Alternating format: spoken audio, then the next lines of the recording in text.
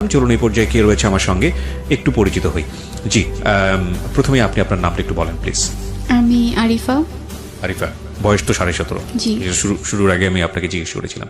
তো আরিফা কোথা থেকে এসেছেন আপনি? আমি শরীয়তপুর থেকে এসেছি। শরীয়তপুর থেকে। আপনি কি আমাদের এই অনুষ্ঠানটা নিয়মিত শোনেন? হ্যাঁ, আমি ক্লাস 8 থেকে এফএম শোনা স্টার্ট করি, আর আচ্ছা। জীবন গল্প একদম শুরু থেকেই শুনি। কোনো ধরনের চেঞ্জ এসছে মানে লাইফে? কখনো কোনো কিছু কি শোনার পরে কোনো কিছু কি ফলো করতেন, বা আপনি শুনেন হ্যাঁ। কেন আসলে, শুনতে কেন, মানে রেগুলার শুনেছেন কেন? আমার কাছে ভালো লাগে এই জন্য, হয়তো বা একটা ভুল যেটা অন্য কেউ করেছে সেটার পরবর্তীতে আমি করব না, বা মনোবল যে জিনিসটা মানুষ খুব সহজেই হেরে যায়, আমার কাছে মনে হয় না খুব সহজে হেরে যাওয়া উচিত। তো এটা আপনি এই অনুষ্ঠান শুনেই মূলত পেয়েছেন। জি। Thank you so much. আমরা শুরু করতে চাই, আর আমি পুরো গল্প বলতে গিয়ে কখনো কখনো তুমি বলে ফেলবো, because you are much younger than me. So can start একেবারে যেখান থেকে বলতে ইচ্ছে করে। আমার জন্ম হয়েছিল ঢাকাতে। মা বাবা আমি আর ভাইয়া একসাথেই থাকতাম। আমি ছোটবেলা থেকে জেনে এসেছি আমার দাদা বাড়ি নানা বাড়ি দুটোই শরীয়তপুরে। জি। বেসিক্যালি দাদা বাড়ি ছিল পুরান ঢাকাতে। তো দাদার সাথে বাবার সম্পর্ক খারাপ থাকার কারণে কখনোই দাদা বাড়িতে যেয়ে ওঠা হয়নি। মানে জীবনে কখনোই যাওয়া হয়নি না, সেখানে? কখনোই না। আচ্ছা, মানে এই সম্পর্কটা খারাপের পেছনের কারণটা কি ছিল? পেছনে কারণ আমি বড় হওয়ার পরে যেটা জেনেছি যে আমার দাদা আরেকটা বিয়ে করেছিলেন, যেটা আমার বাবার পছন্দ ছিল না। আচ্ছা। So, সেই জন্য সে চলে এসেছিল। আচ্ছা। আর আরেকটা রিজন হচ্ছে দাদার কাছ থেকে আমার চাচারা যারা ছিলেন তারা জোর করে সব সম্পত্তি লিখে নিয়েছেন। ওকে। এই জন্য বাবা ওখানে আর যায়নি। আচ্ছা, তো এরপরে জানি মানে যাইনি। হ্যাঁ। ওকে, ঠিক আছে, হ্যাঁ বলেন তারপর। বেড়ে ওঠা ভালোই চলছিল। আমি ছোটবেলা থেকে ছবি আঁকতে খুব পছন্দ করতাম। মানে আপনি কি প্রথম সন্তান নাকি? না, ভাইয়া প্রথম সন্তান। মানে আপনারা এক ভাই এক বোন? হ্যাঁ হ্যাঁ। ভাইয়া যখন স্কুলে বাবা কি যেত, করতো? আমার বাবা গাড়ি চালাতো। বাবার ট্যাক্সি ক্যাব ছিল, Okay. সিএনজিও ছিল, একটা নিজের? বাবা চালাতো। নিজে? হ্যাঁ, হ্যাঁ। নিজের। চলছিল সবকিছু ভালোই। আমি ভাইয়ার সাথে স্কুলে যেতাম। আমার পড়াশোনা খুব ভালো ছিল বলে আমাকে প্লেতে না ভর্তি করে নার্সারিতে ভর্তি করা হয়। আচ্ছা। তো টিচার আমাকে ভর্তি করতে চায়নি, বললো যে এত ছোট বাচ্চা পারবে না। তো তবুও আম্মু বলছে যে নার্সারিতে ভর্তি করেন, যদি সে না পারে তাকে নিচের ক্লাস নামাই দিন। আমার নানা ভাইয়ের খুব ইচ্ছে ছিল আমাকে মাদ্রাসায় পড়ানোর। যখন আমি ক্লাস 1-এ উঠি তখন আমাকে একটা মাদ্রাসায় ভর্তি করে দেওয়া হয়, সেটাও ঢাকাতেই। সেখানেও পড়াশোনা খুব ভালো ছিল। আমি ক্লাস 5 পর্যন্ত মাদ্রাসাতেই পড়ি। ক্লাস 5 পর্যন্ত সব কিছু ঠিক ছিল, কিন্তু আমার বাবা প্রায় সময় অসুস্থ থাকতেন, যে কারণে আমাদের ফিনান্সিয়াল সাপোর্ট দেওয়াটা তার জন্য খুব কঠিন হয়ে যেত। বাবা অসুস্থ থাকার কারণে পড়াশোনা কন্টিনিউ করতে করতেও মাঝে মধ্যে সমস্যা হতো। লাইক প্রাইভেট পড়তে পারতাম না ঠিক মতো, বা আমাদের ঠিক মতো বাসায় বাজার করা হতো না। তবুও মা হচ্ছে একটা জিনিস বলতো সবসময়, যে না খেয়ে থাকবো কিন্তু কাউকে বুঝতে দিব না যে না খেয়ে আছি। তাতে হয়তো বা আত্মসম্মান বোধটা থাকে। যখন আমি ক্লাস 7-এ উঠলাম তখন আমার বাবা অনেক বেশি অসুস্থ হয়ে যান। সে বেড রেস্টে ছিল, বিছানা থেকে উঠতে পারতো না। তো বাবা অসুস্থ হয়ে যাওয়ার পরে আম্মু ডিসাইড করে যে আম্মুকে কিছু একটা করতে হবে, আমাদের পড়াশোনাও কন্টিনিউ করাতে হবে। এই জন্য আম্মু সিদ্ধান্ত নেয় যে সে বাংলাদেশের বাইরে চলে যাবে। বাবার ইচ্ছে ছিল না, সে চায়নি যে আম্মু বাংলাদেশের বাইরে চলে যাক, ওখানে গিয়ে কিছু একটা করুক। আব্বুর ইচ্ছে ছিল সবসময় যে আমরা সবাই একসাথে থাকবো, যাই করি না কেন একসাথেই থাকবো। এরপর আম্মু বাবার বিরুদ্ধে গিয়েই তার পাসপোর্ট করে, ভিসার জন্য অ্যাপ্লাই করে, আর একটা সময় হয়েও যায়। তো আমার নানা মারা যায় 2012-এ আগস্টে। তো তখন আম্মুর প্রায় যাওয়ার ডেট চলে আসছে। কোথায়, কোন দেশে? জর্ডানে। জর্ডানে? হ্যাঁ। তখন তুমি ক্লাস 7-এ পড়ো? হ্যাঁ, আমি তখন ক্লাস 7-এ পড়ি। 2012-এর সেপ্টেম্বরের 17 তারিখে আম্মু বাংলাদেশ থেকে চলে যায়। এটা তোমার বাবার একেবারে অনুমতি? হ্যাঁ, কোনো আমার ইচ্ছে ছিল না। কি পেশায় যায় উনি তখন? Home servant. Home servant. কত সালের কথা বলছো? 2012। 2012। এই বিষয়গুলো একটু খেয়াল রাখবেন। হ্যাঁ। তো যখন বাবা আম্মুকে যেতে দিতে চায়নি, তো আমরা যখন এখানে ছিলাম আম্মু তো ওখানে ছিল, মানে সে একটু খাপছাড়া ভাবের হয়ে গেছিল। সকালে কখন উঠছি, আমি স্কুলে যাচ্ছি কিনা, আমার পড়াশোনা ঠিক মতো হচ্ছে কিনা, এগুলো সে খুব একটা কেয়ার করতো না। সে যতটুকু সময় দিতে পারতো, কখনো আমাকে এসে জিজ্ঞেস করতো না যে তুমি খেয়েছো কিনা, পড়ছো কিনা। দেখা যেত আমি সকালবেলা স্কুলে যাচ্ছি, তো আগে যেমন আমি স্কুলে যাওয়ার সময় আম্মু আমাকে খাইয়ে দিত, আমি হাত দিয়ে খেতে পারতাম না। এখন আমাকে কেউ খাইয়ে দেওয়ার মতো নাই, বা আমাকে যে বলবে তুমি খেয়ে নাও এটা বলার মতো কেউ নাই। মানে ওই সময়টাতে যখন তোমার মা জর্ডানে চলে গেল? হ্যাঁ। আবার যখন আমি স্কুল থেকে আসতাম, স্কুল থেকে এসে যেদিন খালামুনি না আসতে পারতো আমাকে রান্না করতে হতো। এমন হতো যে রাতে আর সকালে দুটা রান্না করে রাখছি আমি রাতেই। ক্লাস 7 পড়া অবস্থায়? হ্যাঁ, তখন থেকেই আচ্ছা। আমাদের রান্না করতে হতো। ভাইয়া মাঝে মাঝে হেল্প করতো। তোমার ভাইয়া তখন কি করতো? ও তো তোমার চেয়ে বয়সে বড়। ভাইয়া বয়সে বড় হলেও আমরা একই ক্লাসে পড়তাম। কেন? ভাইয়া পড়াশোনায় খুব একটা ভালো ছিল না, যার জন্য ওকে নিচের ক্লাস নামায় দেওয়া হয়েছে। তোমার চেয়ে বয়সে কত বছরের বড় ছিল? 2 বছর। 2 বছর, ওকে। তো খারাপ লাগতো তখন, মনে হতো আম্মু থাকাটাই হয়তো বা অনেক বেশি ভালো ছিল, কারণ আম্মু থাকলে তো আমার কেয়ার করতো। বাবা কি তখনও বেড রেস্টে? না, তখন আবু টুকিটাকি কাজ করতে পারে, তবে খুব একটা না। আচ্ছা, মানে উনি শারীরিকভাবে অসুস্থ ছিলেন? হ্যাঁ, সব সময়ই নাকি সে অসুস্থ থাকতেন। ও, তার প্রেশার যে কোনো সময় ফল করতো, ওকে তার ডায়াবেটিস ছিল। ওকে।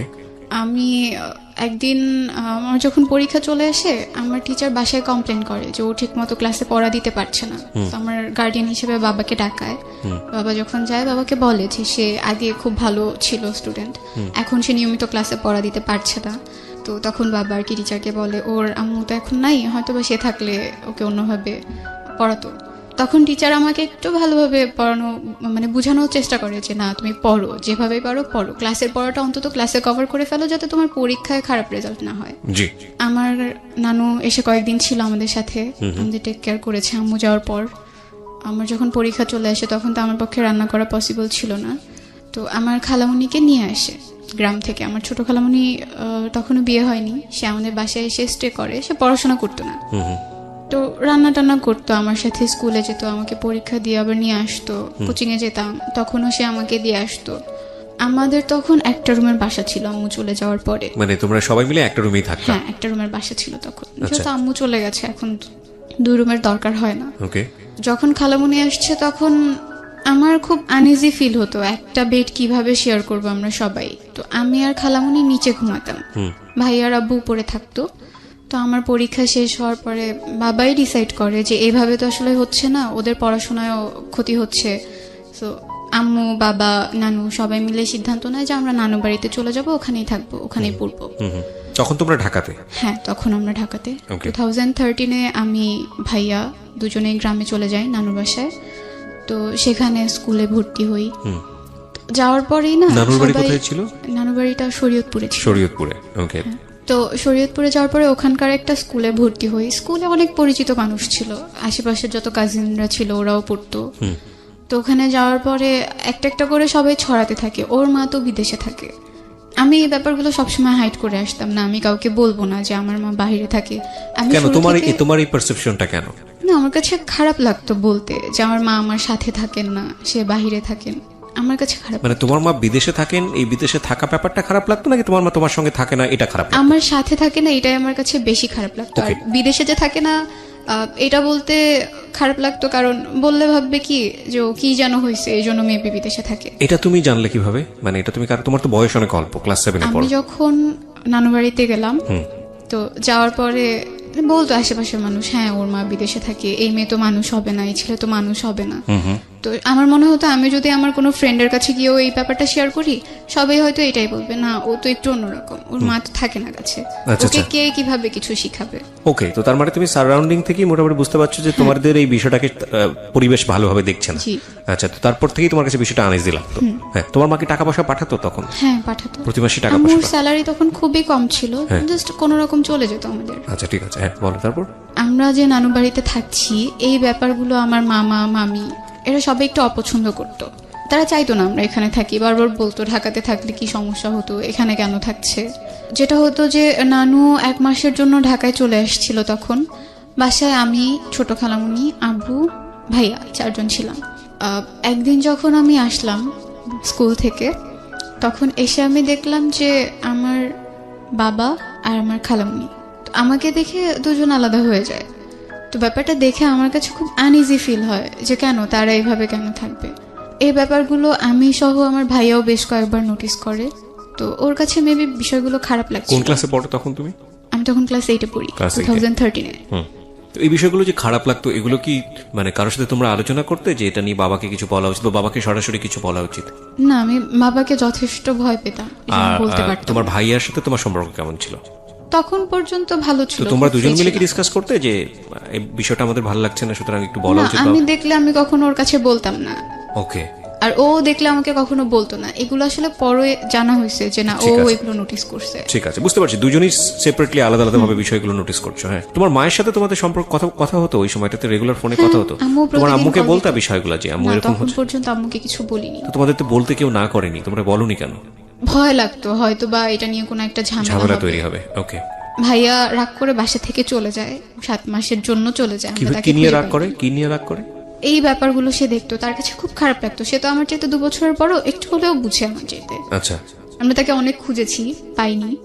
না তোমার ভাই যে 7 মাসের জন্য গেল, সে কি তার মার সঙ্গে যোগাযোগ করতো ওই না, সময়টাতে? কারোর সাথে যোগাযোগ করতো না সেই সময়টাতে। তো আম্মুকে যখন ভাইয়ার কথাটা বলা হয়, আম্মুকে প্রায় 1 মাসের মতো হাইড করা হয়। আম্মু যখন কল দিয়ে বলতো যে ভাইয়াকে দেওয়ার কথা, তো আমরা দিতে পারতাম না, কারণ ভাইয়া তো ছিল না। বলা হতো যে না এখানে গেছে ওখানে গেছে, ও এখন নাই। This is the most complex story.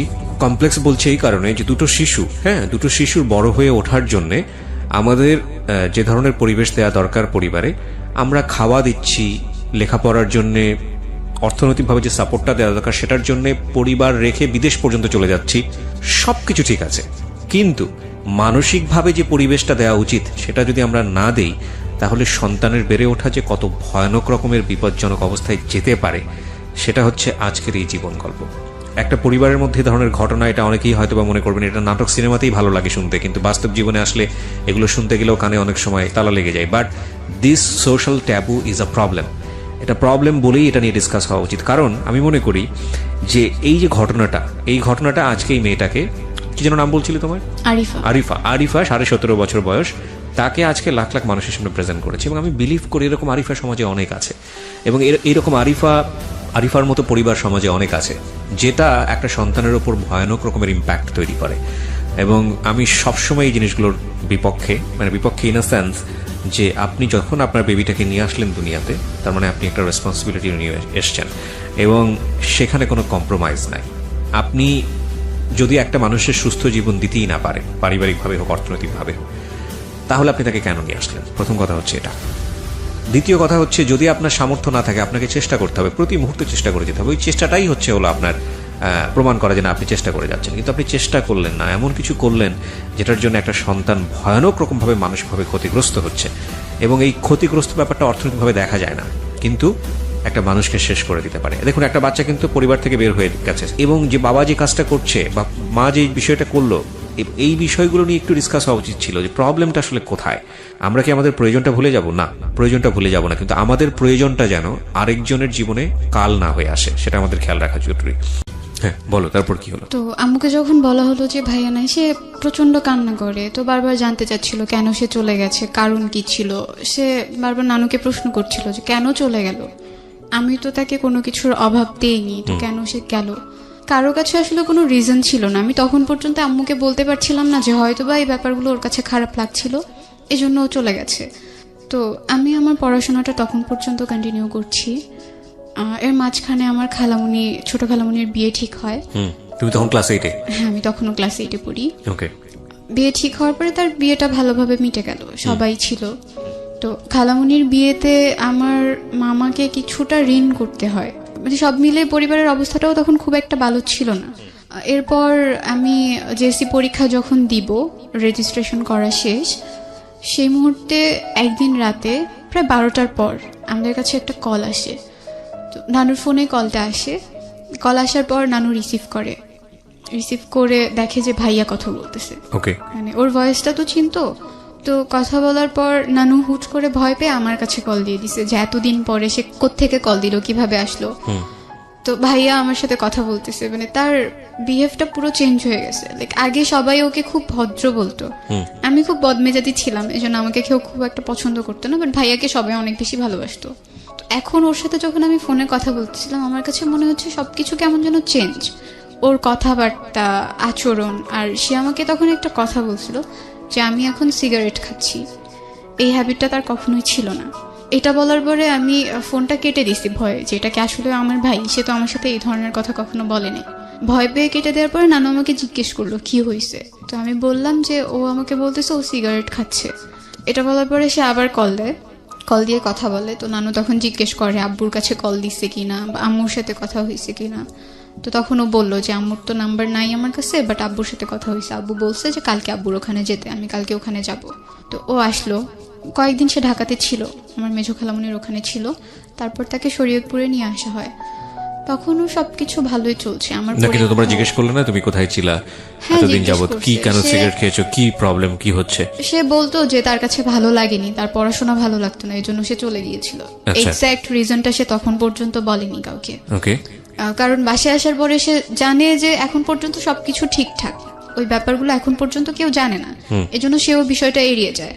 তো আমার যখন পরীক্ষা কাছে আসে, আমার মামারা সবাই একদিন বাড়িতে আসে, আসার পরে আমি শুনছি যে আমাকে দূরে রেখে তারা সবাই কিছু একটা নিয়ে ডিসকাস করছে, আমাকে ব্যাপারগুলো জানতে দিচ্ছে না।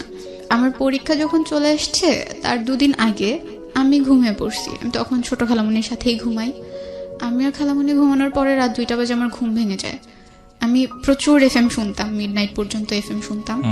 তো শুনতে শুনতে ঘুমায় পড়তাম। সেদিন এফএমটা শোনা হয়নি, মামারা সবাই বাসায় ছিল, এই জন্য 2টা বাজে যখন আমার ঘুম ভেঙে যায়, আমি তখন বাইরে খুব শাউট শুনতে পারি, যে সবাই খুব চিল্লাচিল্লি করছে আর বলছিল আমার নাম নিয়ে যে ওকে তো এখানে রাখা যাবে না, ওকে এখানে রাখলে আমরা কেউ এই বাড়িতে আসবো না।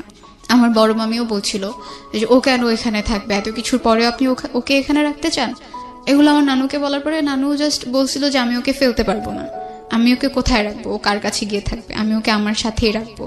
যখন আমি এই কথাগুলো শুনছিলাম আমার কাছে খুব খারাপ লাগছিল। আমি জানতে চাচ্ছিলাম যে কি এমন হয়েছে যার কারণে তারা আমাকে এই কথাগুলো বলতেছে যে আমাকে এখানে রাখবে না। পরীক্ষার আগের দিন রাতে আবার শুনতে পেলাম যে আমার বাবার সাথে আমার ছোট খালামণির অ্যাফেয়ার ছিল। আমি যখন এই কথাগুলো শুনলাম আমার মনে হলো আমার মাথার উপর আকাশ ভেঙে পড়েছে। মানে এটা নিয়ে রাতের বেলা গন্ডগোল হচ্ছিল? হ্যাঁ, এটা নিয়ে গন্ডগোল হচ্ছিল। এটা তোমার খালামণির বিয়ের পরে? হ্যাঁ, খালামণির বিয়ের 3 থেকে 4 মাস পরেই আস্তে আস্তে জানতে পারলাম যে তোমার বাবা তখন কোথায় ওই সময়? বাবা তখন ঢাকাতে। আচ্ছা। সে তখন ঢাকাতেই ছিল, ঢাকাতেই থাকতো। তো যখন এগুলো হয়, এই কথাগুলো যখন হচ্ছিল, তখন খালামণি নানুর বাসায় ছিল, তার হাজবেন্ডের সাথে তার তখন ঝামেলা চলছিল। এই ব্যাপারগুলো নাকি আরো প্রায় 2 মাস আগে থেকে কথাবার্তা হচ্ছিল, কিন্তু এইভাবে না। তখন পর্যন্ত খুব একটা কেউ জানতো না। বড় মামার বাসায় নাকি ছোট খালামণির হাজবেন্ড বেড়াতে যায়, সেখানে গিয়ে সে মামা আর মামির সাথে এই কথাগুলো শেয়ার করে যে এরকম এরকম একটা কিছু হয়েছে। যখন আমাকে এগুলো বলা হয়, আমাকে একদম আমার নানু সামনাসামনি বলছিল যে তোর বাবাকে আমরা এত ভালো জানতাম, তোর বাবা এই কাজটা কিভাবে করলো। আমি তখন পড়ছিলাম, আমার পরীক্ষা পরের দিন। আমার কাছে প্রচন্ড খারাপ লাগছিল, আর আমি বিশ্বাস করতে পারছিলাম না যে আমার বাবা এমন কিছু একটা করতে পারে। আর এখন যে এই ব্যাপারটা অনেক দূর এগিয়ে গেছে, যেখানে আমার আম্মু আমার খালামণিকে অনেক বেশি আদর করতো, তার জামা কাপড় থেকে শুরু করে এভরিথিং আম্মুই দিত। আমার পরীক্ষার আগের দিন পর্যন্ত তো এগুলো ঠিক আছে, আম্মুর সাথে আমার তখন পর্যন্ত কথা হয়নি। আমি যে আম্মুকে ফোন দিয়ে বলবো যে মা এগুলো তো ঘটছে, তুমি কি কিছু জানো কি না, সেই সুযোগটাও আমি পাইনি। পরের দিন আমার পরীক্ষা, আমার প্রথম পরীক্ষার দিন মা বাবার কাছে তো সবাই দোয়া চায়, যদি দূরে থাকে তাও দোয়া চায়। আম্মুর সাথে কথা বলতে পারিনি, কিন্তু আব্বুকে আমি কল দিলাম। কল দেওয়ার পরে আমার বাবার প্রথম প্রশ্ন ছিল তুমি কার সাথে থাকতে চাও, তোমার আম্মুর সাথে নাকি আমার সাথে। তো আমার আসলে অনেক খারাপ লাগে, আমি তো দোয়া চাওয়ার জন্য আব্বুর কাছে কল দিছিলাম, এইরকম কোনো একটা প্রশ্ন আমি আশা করিনি। আমি তখন কিছু বলিনি, কলটা কেটে দিছি। কেটে দেওয়ার পরে পরীক্ষা দিতে গেলাম। এক্সাম হলে গিয়ে আমি লিখতে পারছি না, মানে আমার বারবার মনে হচ্ছে এসব কি হচ্ছে আমার চারপাশটায়। সবকিছু তো খুব ভালো ছিল, গোছানো ছিল, এগুলো কেন হচ্ছে। আমার বাংলা পরীক্ষাটা খুব খারাপ হয়। তো পরীক্ষা যখন দিয়ে আসছিলাম আমি তো খুব কান্না করছিলাম। আমার 2টা খুব ক্লোজ ফ্রেন্ড ছিল স্কুলে, তো ওরা আমাকে জিজ্ঞেস করে কি হয়েছে, কান্না কেন করতেছি, সব কিছু তো ঠিক ছিল, হঠাৎ করে কি হলো। তো আমি তখন শুধু এইটুকু বলছিলাম যে আমার মামারা চায় না আমি আর নানু বাড়িতে থাকি, কিন্তু আমি এখান থেকে গিয়ে কোথায় থাকবো, আমার তো কারোর সাথে থাকার মতো জায়গা নেই। তো বলতেছে কেন, আঙ্কেল আছে না, আঙ্কেলের কাছে গিয়ে থাক, তোর তো এটা আরো ভালো একটা অপশন, ঢাকায় গিয়ে পড়তে পারবি, আবার সবকিছু আগের মতো হয়ে যাবে। আমি বললাম যে না, এটা পসিবল না, যেহেতু এখানে থাকা স্টার্ট করছে, আমি চাই এখান থেকে পড়াশোনাটা কন্টিনিউ করতে, আর নানু যতটা আদর করে এতটা আদর কেউ আমাকে করবে না। আমি পরীক্ষা দিয়ে বাসায় আসার পরে তখন এই ব্যাপারগুলো নিয়ে গন্ডগোল হচ্ছে। তো নানু তখন মামাদেরকে বলল যে ওকে যদি তোরা এখানে না রাখিস আমিও এখানে থাকবো না, আর তোর যদি ইচ্ছা হয়, আমার বড় মামাকে বলছে যে তোর যদি ইচ্ছে হয় তুই আমাকে খাবারের কোনো টাকা টুকা দিস না, আমার লাগবে না, আমি এভাবেই চলতে পারবো, যা আসে জমি থেকে সেটা দিয়ে চলতে পারবো। তো নানুর সাপোর্টটা আমার মনে হয় তখন সবচেয়ে বেশি কাজে লেগেছে মেন্টালি স্ট্রং থাকার জন্য। আম্মুর সাথে আমি ব্যাপারটা প্রথম শেয়ার করি আমার বাংলা পরীক্ষা শেষ হওয়ার পরে। আম্মু নাকি এই ব্যাপারগুলো শুনেছে, যখন থেকে কথা হচ্ছে তখন থেকেই শুনেছে, কিন্তু সে আমাকে কিছু বুঝতে দেয়নি। আর এটা নিয়ে বাবার সাথেও তার খুব ঝামেলা হয়েছে। যেটা হতো যে এই ব্যাপারের পরে বাবা আমাকে ফোন দিত না, আমি বাবার সাথে কথা না বলে থাকতে পারতাম না। আমি নিজের থেকেই তাকে দিনে 4 থেকে 5 বার কল দিতাম, কিন্তু সে রেসপন্স করতো না। কল রিসিভ করলেও বলতো যে আমি এখন ব্যস্ত আছি, পরে কথা বলি। এরপর আমি ক্লাস 9-এ ভর্তি হলাম, জেএসসি রেজাল্ট পাবলিশড হলো। রেজাল্ট খুব একটা ভালো হয়নি, তবুও আম্মু কোনো রকম খুশি ছিল। আর তখন থেকে আসলে স্টার্ট হয় আমার উপর সবার যে একটা প্রেশার। আমি কারো বাসায় গেলেই প্রথম প্রশ্ন হতো, তুই কিছু জানতি না? তুই কি কিছু দেখিস নাই? এগুলো যে ঘটছে একদিনেই ঘটে গেল, তোর কি কখনো চোখে পড়ে নাই? তখন কিছু বলার ছিল না আমার, আমি ওখান থেকে চলে আসতাম। এরপর থেকে আশেপাশের মানুষগুলোর সাথে আমি কথা বলা খুব কমিয়ে দিই, কারো বাসায় যেতাম না, সবাইকে অ্যাভয়েড করা স্টার্ট করে দিই, যে না আমি আমার মতো করে থাকবো, কাউকে লাগবে না। যখন ক্লাস 9-এ ভর্তি হলাম, ক্লাসে পারফরমেন্স ভালো থাকার কারণে টিচাররা আমাকে খুব আদর করতো, সবাই চিনতো। একদিন তখন ফেব্রুয়ারি ছিল, আমি করিডোরে দাঁড়ানো ছিলাম স্কুলে, আমার একটা ফ্রেন্ড আমার সাথে ছিল। তো আমাদের স্কুলে কলেজও আছে। তো হঠাৎ করে কলেজের ভাইয়েরা যখন যাচ্ছিল, আমার একটা ফ্রেন্ড বলছিল, একটা ছেলেকে দেখিয়ে বলছিল যে এই ছেলেটা তো খুব সুন্দর, আমার খুব ইচ্ছে করে এর সাথে প্রেম করতে। যদি আমাকে বলতো আমি এক পায়ে রাজি হয়ে যেতাম। তা আমি হেসে দিচ্ছি, আমি কিছু বলি নাই। বলছি ছেলেটা এতটাও সুন্দর না যে তার সাথে প্রেম করতে হবে। এই কথাটা বলার পরে সে আমাকে বলছে যে তুমি জাস্ট ওর সাথে ফ্রেন্ডশিপ করে দেখাও। বলছি আমি যদি এখন হুট করে গিয়ে তাকে বলি যে ভাই আমি আপনার সাথে ফ্রেন্ডশিপ করবো, সে তো আমাকে একটা চড় দিয়ে দিবে, পিচ্চি মেয়ে কোত্থেকে আসছে ফ্রেন্ডশিপ করতে। এটা বলার পরে সে বলতেছে আমি তোমাকে ফোন নাম্বার কালেক্ট করে দিব এনিহাও, বাট তোমার ওর সাথে ফ্রেন্ডশিপ করে দেখাতে হবে, যদি তুমি না পারো তুমি স্কুলে আসবে না। লাইক একটা চ্যালেঞ্জের মতো হয়ে গেছে। তো আমি বললাম ওকে ফাইন, তুমি যদি আমাকে নাম্বার কালেক্ট করে দিতে পারো আমি দেখবো বাকিটা কিভাবে কি করা যায়। তখন পর্যন্ত আমার কোনো পার্সোনাল ফোন ছিল না। তো প্রায় 1 মাস পরে সে আমাকে একদিন মেসেজে একটা নাম্বার দিল, আর তার নামটা আমি এখানে বলতে চাচ্ছি না। তো নামটাও সাথে লিখে দিছিল যে এটা ওর নাম্বার। তো আমি ওকে জিজ্ঞেস করলাম কিভাবে কালেক্ট করছো, বললো যে আমার একটা ফ্রেন্ড আছে তার কাছ থেকে কালেক্ট করে দিছি। কোন ক্লাসে পড়ো তখন তুমি? তখন আমি ক্লাস 9-এ। ক্লাস 9-এ পড়ো। তোমার ভাই কি তোমার সঙ্গে থাকে? না, ভাইয়া তখন ঢাকাতে থাকতো, ঢাকাতে আব্বুর সাথে, বাবার সঙ্গে থাকতো। হ্যাঁ। তুমি থাকতো তোমার নানুর সঙ্গে? হ্যাঁ। আচ্ছা। তো আমি সেদিন রাতেই একটা মেসেজ দিই, মেসেজ দেওয়ার পরে হ্যাঁ ছেলেটাকে মেসেজ দিই। ছেলেটা কি তোমাদের স্কুলের কলেজ সেকশনে পড়তো? হ্যাঁ হ্যাঁ। ওকে। সে তখন ইন্টারমিডিয়েট ফার্স্ট ইয়ারে পড়তো। তুমি তখন ক্লাস 9-এ? হ্যাঁ। তো মেসেজ দেওয়ার পরে সে রিপ্লাই দেয়, সাথে সাথেই রিপ্লাই দেয়, জিজ্ঞেস করে কে। তো আমি আমার পরিচয়টা গোপন রেখেই তার সাথে কথা বলছিলাম। জি। আমি যখন তাকে মেসেজ দিছি তখন আমি আমার ফ্রেন্ডকে বললাম যে আমি তো তাকে মেসেজ দিছি, সে রিপ্লাই দিছে। তার আগে তুমি আমাকে একটু বলো, সেটা হচ্ছে যে আমি এখান থেকে আবার শুনবো তোমার কাছে, কিন্তু এটা নিয়ে তোমার বাবার সঙ্গে তোমার যোগাযোগ হতো, তোমার বাবা বিষয়টাকে ডিনাই করতো, মানে তোমার সঙ্গে কথা বলতে চাইতো না। বিষয়টা এরকম ছিল যে বাবা তোমাকে যে প্রশ্নটা করেছিল যে তুমি কার সঙ্গে থাকবা, বাবার সঙ্গে থাকবা নাকি ওখানে থাকবা, সেটার সিদ্ধান্ত আসলে সে পায়নি, বা তুমি বাবার সঙ্গে থাকছো না এই কারণে বাবা তোমার উপর রাগ করেছিল, বিষয়টা কিরকম? না, বিষয়টা এমন না, বাবা আসলে চাইতোই না, সে আমাদেরকে দূরে সরাতে চাচ্ছিল আস্তে আস্তে, সে চাচ্ছিল তার মতো করে আলাদা থাকতে। আচ্ছা। আর আম্মুও চাইতো না যে আমি বাবার সাথে কথা বলি বা বাবার সাথে সম্পর্ক রাখি। আর ভাইয়া থাকতো, ওর তো ঢাকায় থেকে আবার পড়াশোনা করা স্টার্ট করে দিছে, ওর ওখানে থাকার মতো খুব একটা জায়গা ছিল না, তো এই জন্য ও বাবার সাথে থেকেই পড়াশোনাটা করতো। তুমি এই ঘটনা ঘটার পরে মার সঙ্গে কি এই বিষয়গুলো নিয়ে কথাবার্তা হলো? মা কি তোমাকে কিছু জিজ্ঞেস করেছিল এই বিষয়গুলো নিয়ে? আম্মু আমাকে কিছু জিজ্ঞেস করেনি। আমি যখন পরীক্ষা দিয়ে আসার পর আম্মুর সাথে কথা বললাম, আমার খুব মন খারাপ ছিল, পরীক্ষা তো ভালো হয়নি, তার উপর বাসায় এত কথা হচ্ছে। তো আম্মুকে আমি বললাম যে মা আমার পরীক্ষা ভালো হয়নি। জিজ্ঞেস করলো কেন, আমি বললাম বাসায় এরকম এরকম কথা হচ্ছে, তারা আমাকে এখানে রাখতে চাচ্ছে না, কারণটাও বললাম। তো বলতেছে আচ্ছা ঠিক আছে, তুমি কয়েকদিন থাকো, পরীক্ষাটা দাও, তারপর দেখা যাবে কি হয়।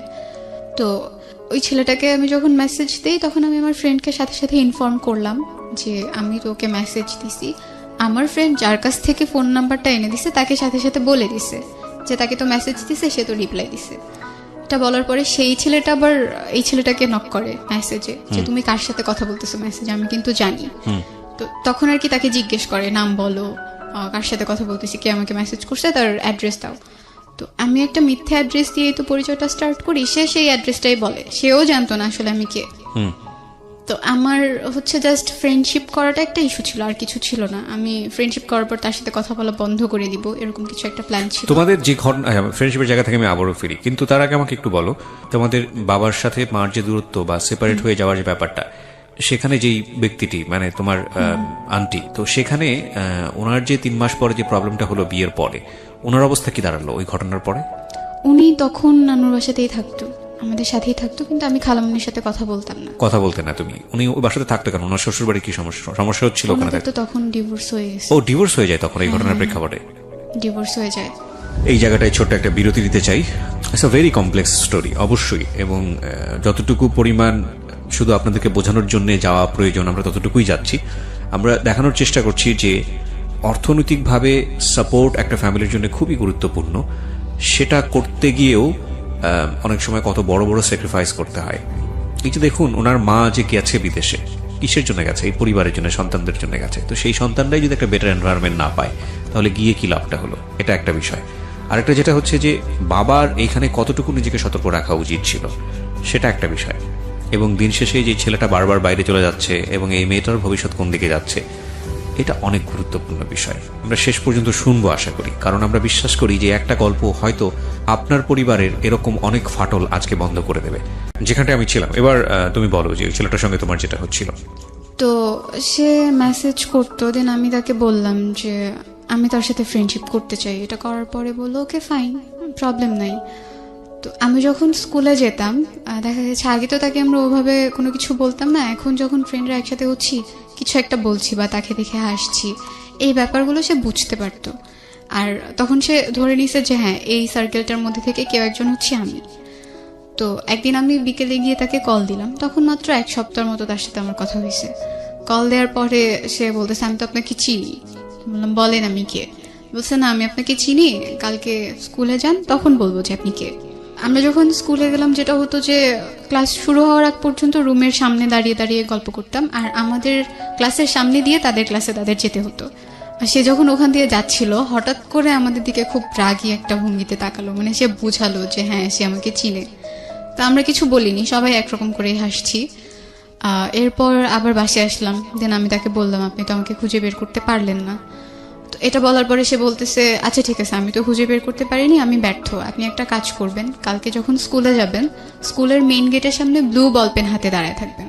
তো স্কুলে যাওয়ার পরে আমি আমার ফ্রেন্ডদের সাথে ব্যাপারটা শেয়ার করি। তো হুট করে আমার একটা ফ্রেন্ড বলে ওঠে আমরা সবাই ব্লু বল পেন হাতে দাঁড়ায় থাকবো, সো দেখবো সে কিভাবে খুঁজে বের করতে পারে। স্কুল গেটে গেলাম, সেখানে সবাই একটা করে ব্লু বল পেন হাতে দাঁড়ায় আছি। তো সে আর তার সাথে তার একটা ফ্রেন্ড ছিল, দুজন এসে মানে হতভম্ব হয়ে যায়, সবার হাতে ব্লু বল পেন, কোনটা আসলে ওই মেয়েটা।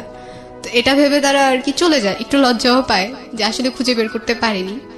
তো চলে যাওয়ার পরে বাসায় গিয়ে সে আমাকে জিজ্ঞেস করে যে আপনি এবার আপনার পরিচয়টা দিতে পারেন।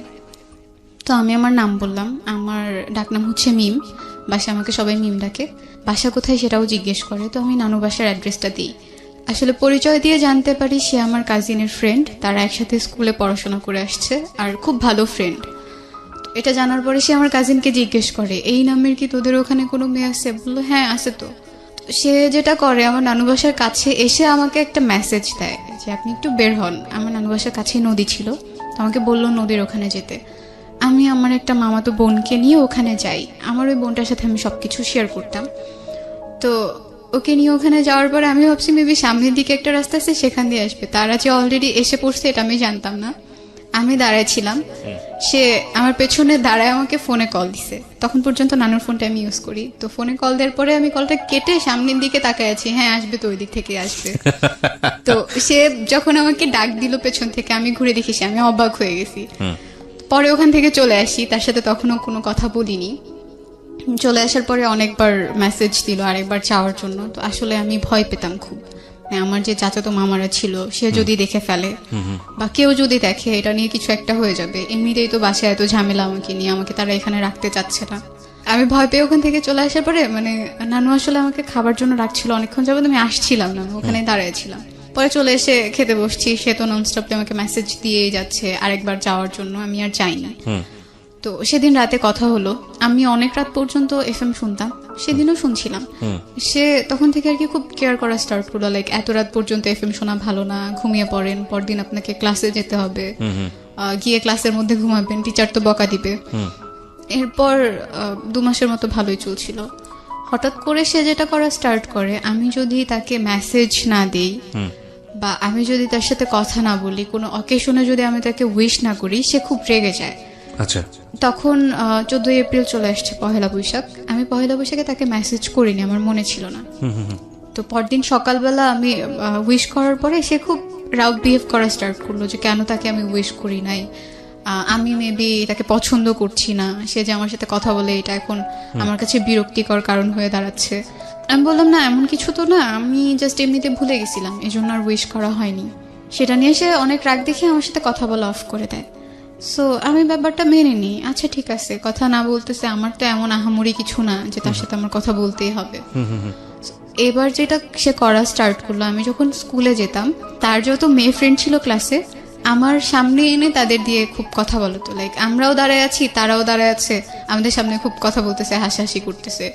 বা আমি যদি আমার অফ পিরিয়ড যখন থাকতো, তখন বাইরে যখন দাঁড়ায় থাকতাম, সে আমার সামনে দিয়ে যেত, তার কোনো একটা মেয়ে ফ্রেন্ডের হাত ধরে যেত। মানে সামহাও এটা বুঝতে পারছেন যে আপনাকে নোটিস করছে কোনো না কোনো ভাবে। হ্যাঁ, নোটিস করছে, আর সে চাচ্ছে আমি একটু জেলাস ফিল করি। ওকে, কিন্তু আমি এমনটা করিনি, আমার কাছে খারাপ লাগতো না। আমি যেটা করা স্টার্ট করলাম যে আমার ক্লাসে যত ছেলে ফ্রেন্ড ছিল তাদের সাথে আমি খুব একটা কখনোই কথা বলতাম না, বাট তখন থেকে কথা বলা স্টার্ট করলাম। তার ইন্টারমিডিয়েট ফার্স্ট ইয়ার ফাইনাল পরীক্ষা যখন চলে আসে, আমি যেই সিমটা, আমার একটা সিম ছিল, নানুর ফোন থেকে মেসেজ দিলে তো জেনে যাবে, বা কোনোভাবে যদি নানু জেনে যায় এই ভয়টাও পেতাম, এই জন্য একটা সিম কার্ড নিয়েছিলাম। সেই সিম কার্ডটা আমি অফ করে দিই যখন সে আমার সাথে কথা বলা বন্ধ করে দেয়। এনিহাও সে আমার নানুর নাম্বারটা কালেক্ট করে, আমার নানুর ফোনে সে একটাই মেসেজ দেয়, জাস্ট আমাকে বলে ওই সিমটা ওপেন করতে। তো আমি ভাবলাম এতদিন পর মেসেজ দিল, ওকে সিমটা ওপেন করে দেখি। সিমটা ওপেন করার পর 200টা মেসেজ আসে, অনেক সরি লেখা, অনেক কিছু লেখা। তো আমি তখনও রিপ্লাই দেইনি। আচ্ছা, আমাদের গ্রুপ ক্লাসগুলো যে হতো সেগুলো তাদের কলেজ সেকশনেই হতো। তাদের ক্লাসগুলো শেষ হয়ে যাওয়ার পরে আমরা ওখানে গিয়ে গ্রুপ ক্লাস করতাম। তো সেদিন তাদের প্র্যাকটিক্যাল পরীক্ষা ছিল কৃষি শিক্ষার, তারা ওখানে পরীক্ষা দিচ্ছে। আমরা যে রুমে গিয়ে ক্লাস করছি সেই রুমের বাইরে ব্যালকনিতে তারা বসে পরীক্ষা দিচ্ছে টিচারের কাছে। তো তার পরীক্ষা শেষ হওয়ার পরে সে একদম এমন একটা জায়গায় গিয়ে দাঁড়ালো যেখান থেকে ক্লাসের বাইরে থাকলেও আমাকে দেখা যায়। আমার কাছে খারাপ লাগছিল যে কেন আমাকে এভাবে দেখছে, কেন এভাবে নোটিস করছে। আমি ওখান থেকে সরে সামনে গিয়ে বসি। তো সেদিন ক্লাসটা কন্টিনিউ করার পরে আমি আমার ফ্রেন্ডগুলোর সাথে ডিসকাস করলাম যে সে তো আমাকে এতবার সরি বলেছে, তো আমি কি তাকে রিপ্লাই দিব কিনা। তো বলতেছে আচ্ছা দাও, বাসায় গিয়ে কথা বলো, গিয়ে দেখো কি বলতে চায়। তো আমি বাসায় গিয়ে তাকে মেসেজ দেই, দেওয়ার পরে আবার সবকিছু নর্মাল হয়। সে অনেকবার সরি বলার পরে আবার কথা বলা স্টার্ট করি। আমাদের ফোনে খুব কম কথা হতো, হয়তো 2 সপ্তাহে একবার ফোনে কথা হতো, বেশিরভাগ সময়টা মেসেজে কথা বলতাম। 2-3 দিন যাওয়ার পরে আমি একদিন বলি যে আমার প্রচন্ড মাথা ব্যথা করতেছে, এখন মেসেজ করতে পারবো না, আমার খারাপ লাগতেছে। সে তখন আমাকে একটা মেসেজ পাঠায় যে বাসা তো খুব কাছে, আমি কি আসবো, দেখে যাবো। বলছি না, আপনার আসার দরকার নেই, আপনি কেন আসবেন। তো সে বলতেছে ওকে ফাইন, আমি মেসেজ করতেছি, যদি খারাপ লাগে তখন বলবেন যে হ্যাঁ খারাপ লাগতেছে। আর এর মাঝখানে সে আরেকটা টেক্সট করে যে আমি আপনার মাথায় হাত বুলাই দিয়ে আপনি ঘুমায় যান। তো ব্যাপারটা একটু আমার কাছে অন্যরকম লাগে, হঠাৎ করে এই কথাটা সে আমাকে কেন বলবে। দেন আমি আবার পরের দিন স্কুলে গেলাম, স্কুলে গিয়ে ফ্রেন্ডদের সাথে এই ব্যাপারগুলো শেয়ার করলাম, সে তো এগুলো বলতেছে। তো ওরা এমন একটা ভাব নিয়ে আমাকে একটা কথা বললো, এই ছেলে তোমাকে প্রপোজ করবে, জীবনেও না, এটা তো জাস্ট সে এমনি বলে ফেলছে কথার প্রসঙ্গে। আমি বললাম আচ্ছা আমি কি দেখতে এতটাই খারাপ, এতটাই কুৎসিত যে আমাকে সে প্রপোজ করতে পারবে না। বাসায় চলে আসি, আবারও তার সাথে কথা বলা স্টার্ট করি। তো একদিন হুট করে সে আমাকে রাতে প্রপোজ করে বসে। তো করার পরে আমি সেদিন তাকে বললাম, এসএমএস এর মাধ্যমে করে, মানে কি হ্যাঁ মেসেজই করে। আচ্ছা, তো সে যখন প্রপোজ করে আমি তাকে না করে দিই, রিফিউজ করে দিই। করার পরে সে বললো ওকে ফাইন, তুমি যদি সময় নিতে চাও সময় নিতে পারো, আমার কোনো প্রবলেম নেই, আর আমি জোর করছি না, আমার জোর করার দরকারও হবে না। তখন থেকে সে যেটা করলো, কলেজে আসা কমিয়ে দিল। সে চেষ্টা করছিল ট্রান্সফার হওয়ার অন্য কোনো কলেজে, সেটার জন্য অ্যাপ্লাই করেছে। তো আমার সাথেও তার খুব কম দেখা হতো। একদিন আমি একটা বিয়ের অনুষ্ঠানে গিয়েছিলাম, সো আমি একটা ব্ল্যাক কালারের ড্রেস পরা ছিলাম। তো সেদিন যখন আমি আসছি তার সাথে আমার রাস্তায় দেখা হয়। সেও একটা ব্ল্যাক কালারের ড্রেস পরা ছিল। দুদিন বাসায় আসার পরে মানে বলতেছে হ্যাঁ আজকে তো ম্যাচিং হয়ে গেছে ড্রেসেও। বললাম ম্যাচিং হয়ে গেছে, এটা তো আহামরি কিছু হয় নাই, ম্যাচিং হলেই কি আর না হলেই কি। তো সে বলতেছিল যে হ্যাঁ আপনি মেবি আমার মেসেজে বিরক্ত হচ্ছেন, আমি আর মেসেজ করবো না। বললাম ওকে ফাইন, মেসেজ করার দরকার নাই। তবুও করতো, হঠাৎ করে 2-1টা মেসেজ করতো, আবার করতে করতে কথাও হতো অনেকক্ষণ পর্যন্ত। এর মাঝখানে যেটা হয় যে কোনোভাবে আমার নানু বুঝতে পারে ব্যাপারটা যে না ও কিছু একটার মধ্যে আছে, কারোর মানে সাথে আপনি কথা কিছু একটার বলতেছে। মধ্যে ফল ইন হচ্ছেন। হ্যাঁ, হ্যাঁ, নানু আমাকে একদিন জিজ্ঞেস করে তুমি কি কারোর সাথে কথা বলো। আমি আসলে এই প্রশ্নটার জন্য তখনও প্রস্তুত ছিলাম না। আমি বললাম না তো, আমি কারোর সাথে কথা বলি না, সবকিছু ঠিক আছে। তো যেটা হয় যে সে আমাকে একদিন রাতে বলল সে বাংলাদেশের বাইরে চলে যাওয়ার জন্য ট্রাই করতেছে, চলে যাবে, পড়াশোনা আর করবে না, এখানে স্টপ থাকবে। তো এটা বলার পরে আমার খারাপ লাগে যে কেন চলে যাবে, এখানেই থাকতো, পড়াশোনা করতো, কথা তো হচ্ছিলই, ফিল করতেছিলাম কিছু একটা হয়তো বা হচ্ছে। আর যেটা হতো আমার তো খুব একটা ফ্রেন্ড ছিল না, আমার সবসময় লোনলি ফিল হতো যে আমার সাথে কথা বলার মতো কেউ নাই, আমাকে কেয়ার করার মতো কেউ নাই, আমি কোথাও গেলে আমার সাথে ঘুরতে যাওয়ার মতো কেউ নাই। তো একদিন রাতে সে আমাকে বললো তার পাসপোর্ট হয়ে গেছে, এখন সে ভিসার জন্য অ্যাপ্লাই করবে, সে চলে যাবে। ছেলেটার নাম কি ছিল? ওকে আমি মুশি বলে ডাকতাম। ঠিক আছে, you can call her Mushi, no problem. হ্যাঁ, Okay. তো বিদেশ কেন যাচ্ছে? তার পড়তে ভালো লাগে না, এই জন্য সে চলে যাবে। ওকে। তো একদিন সে বললো যে সবকিছু ডান, এখন সে চলে যাবে, শুধু ডেটটা আসা বাকি। তো সেদিন রাতে অনেকক্ষণ পর্যন্ত কথা বলছি। তো সে আমাকে সেদিন একটা কথা বলছিল যে আজকের পরে হয়তো আর কখনো কথা হবে না, কারণ 2-1 দিনের মধ্যে তো আমি চলে যাবো, এই কয়েকদিন অনেক ব্যস্তও থাকবো, সারাদিন তো আর মেসেজ করা পসিবল না, যেহেতু আমরা ফোনে কথা বলি না। তো আমি মেনে নিলাম, আচ্ছা ফাইন। তো সেদিন রাতে অনেকক্ষণ পর্যন্ত কথা বলতে বলতে আমি তার প্রতি অনেক বেশি উইক হয়ে গেছিলাম। কথা না বলে থাকতে পারতাম না, কথা বলতেই হতো, সেটা মেসেজের থ্রুতেই হোক বা ফোনের থ্রুতেই হোক। তো ওই দিন রাতে আমি তাকে সে আমাকে প্রপোজ করেছিল, সেটার অ্যান্সার দিয়ে দিই যে না I can't live without you, আমার লাগবেই আপনাকে, আমার আপনার সাথে কথা বলা লাগবেই, আমি থাকতে পারবো না এইভাবে। তো সে বললো আচ্ছা ঠিক আছে, দেখি কি করা যায়। তো আমি তাকে খুব রিকোয়েস্ট করি বাংলাদেশের বাইরে না যাওয়ার জন্য।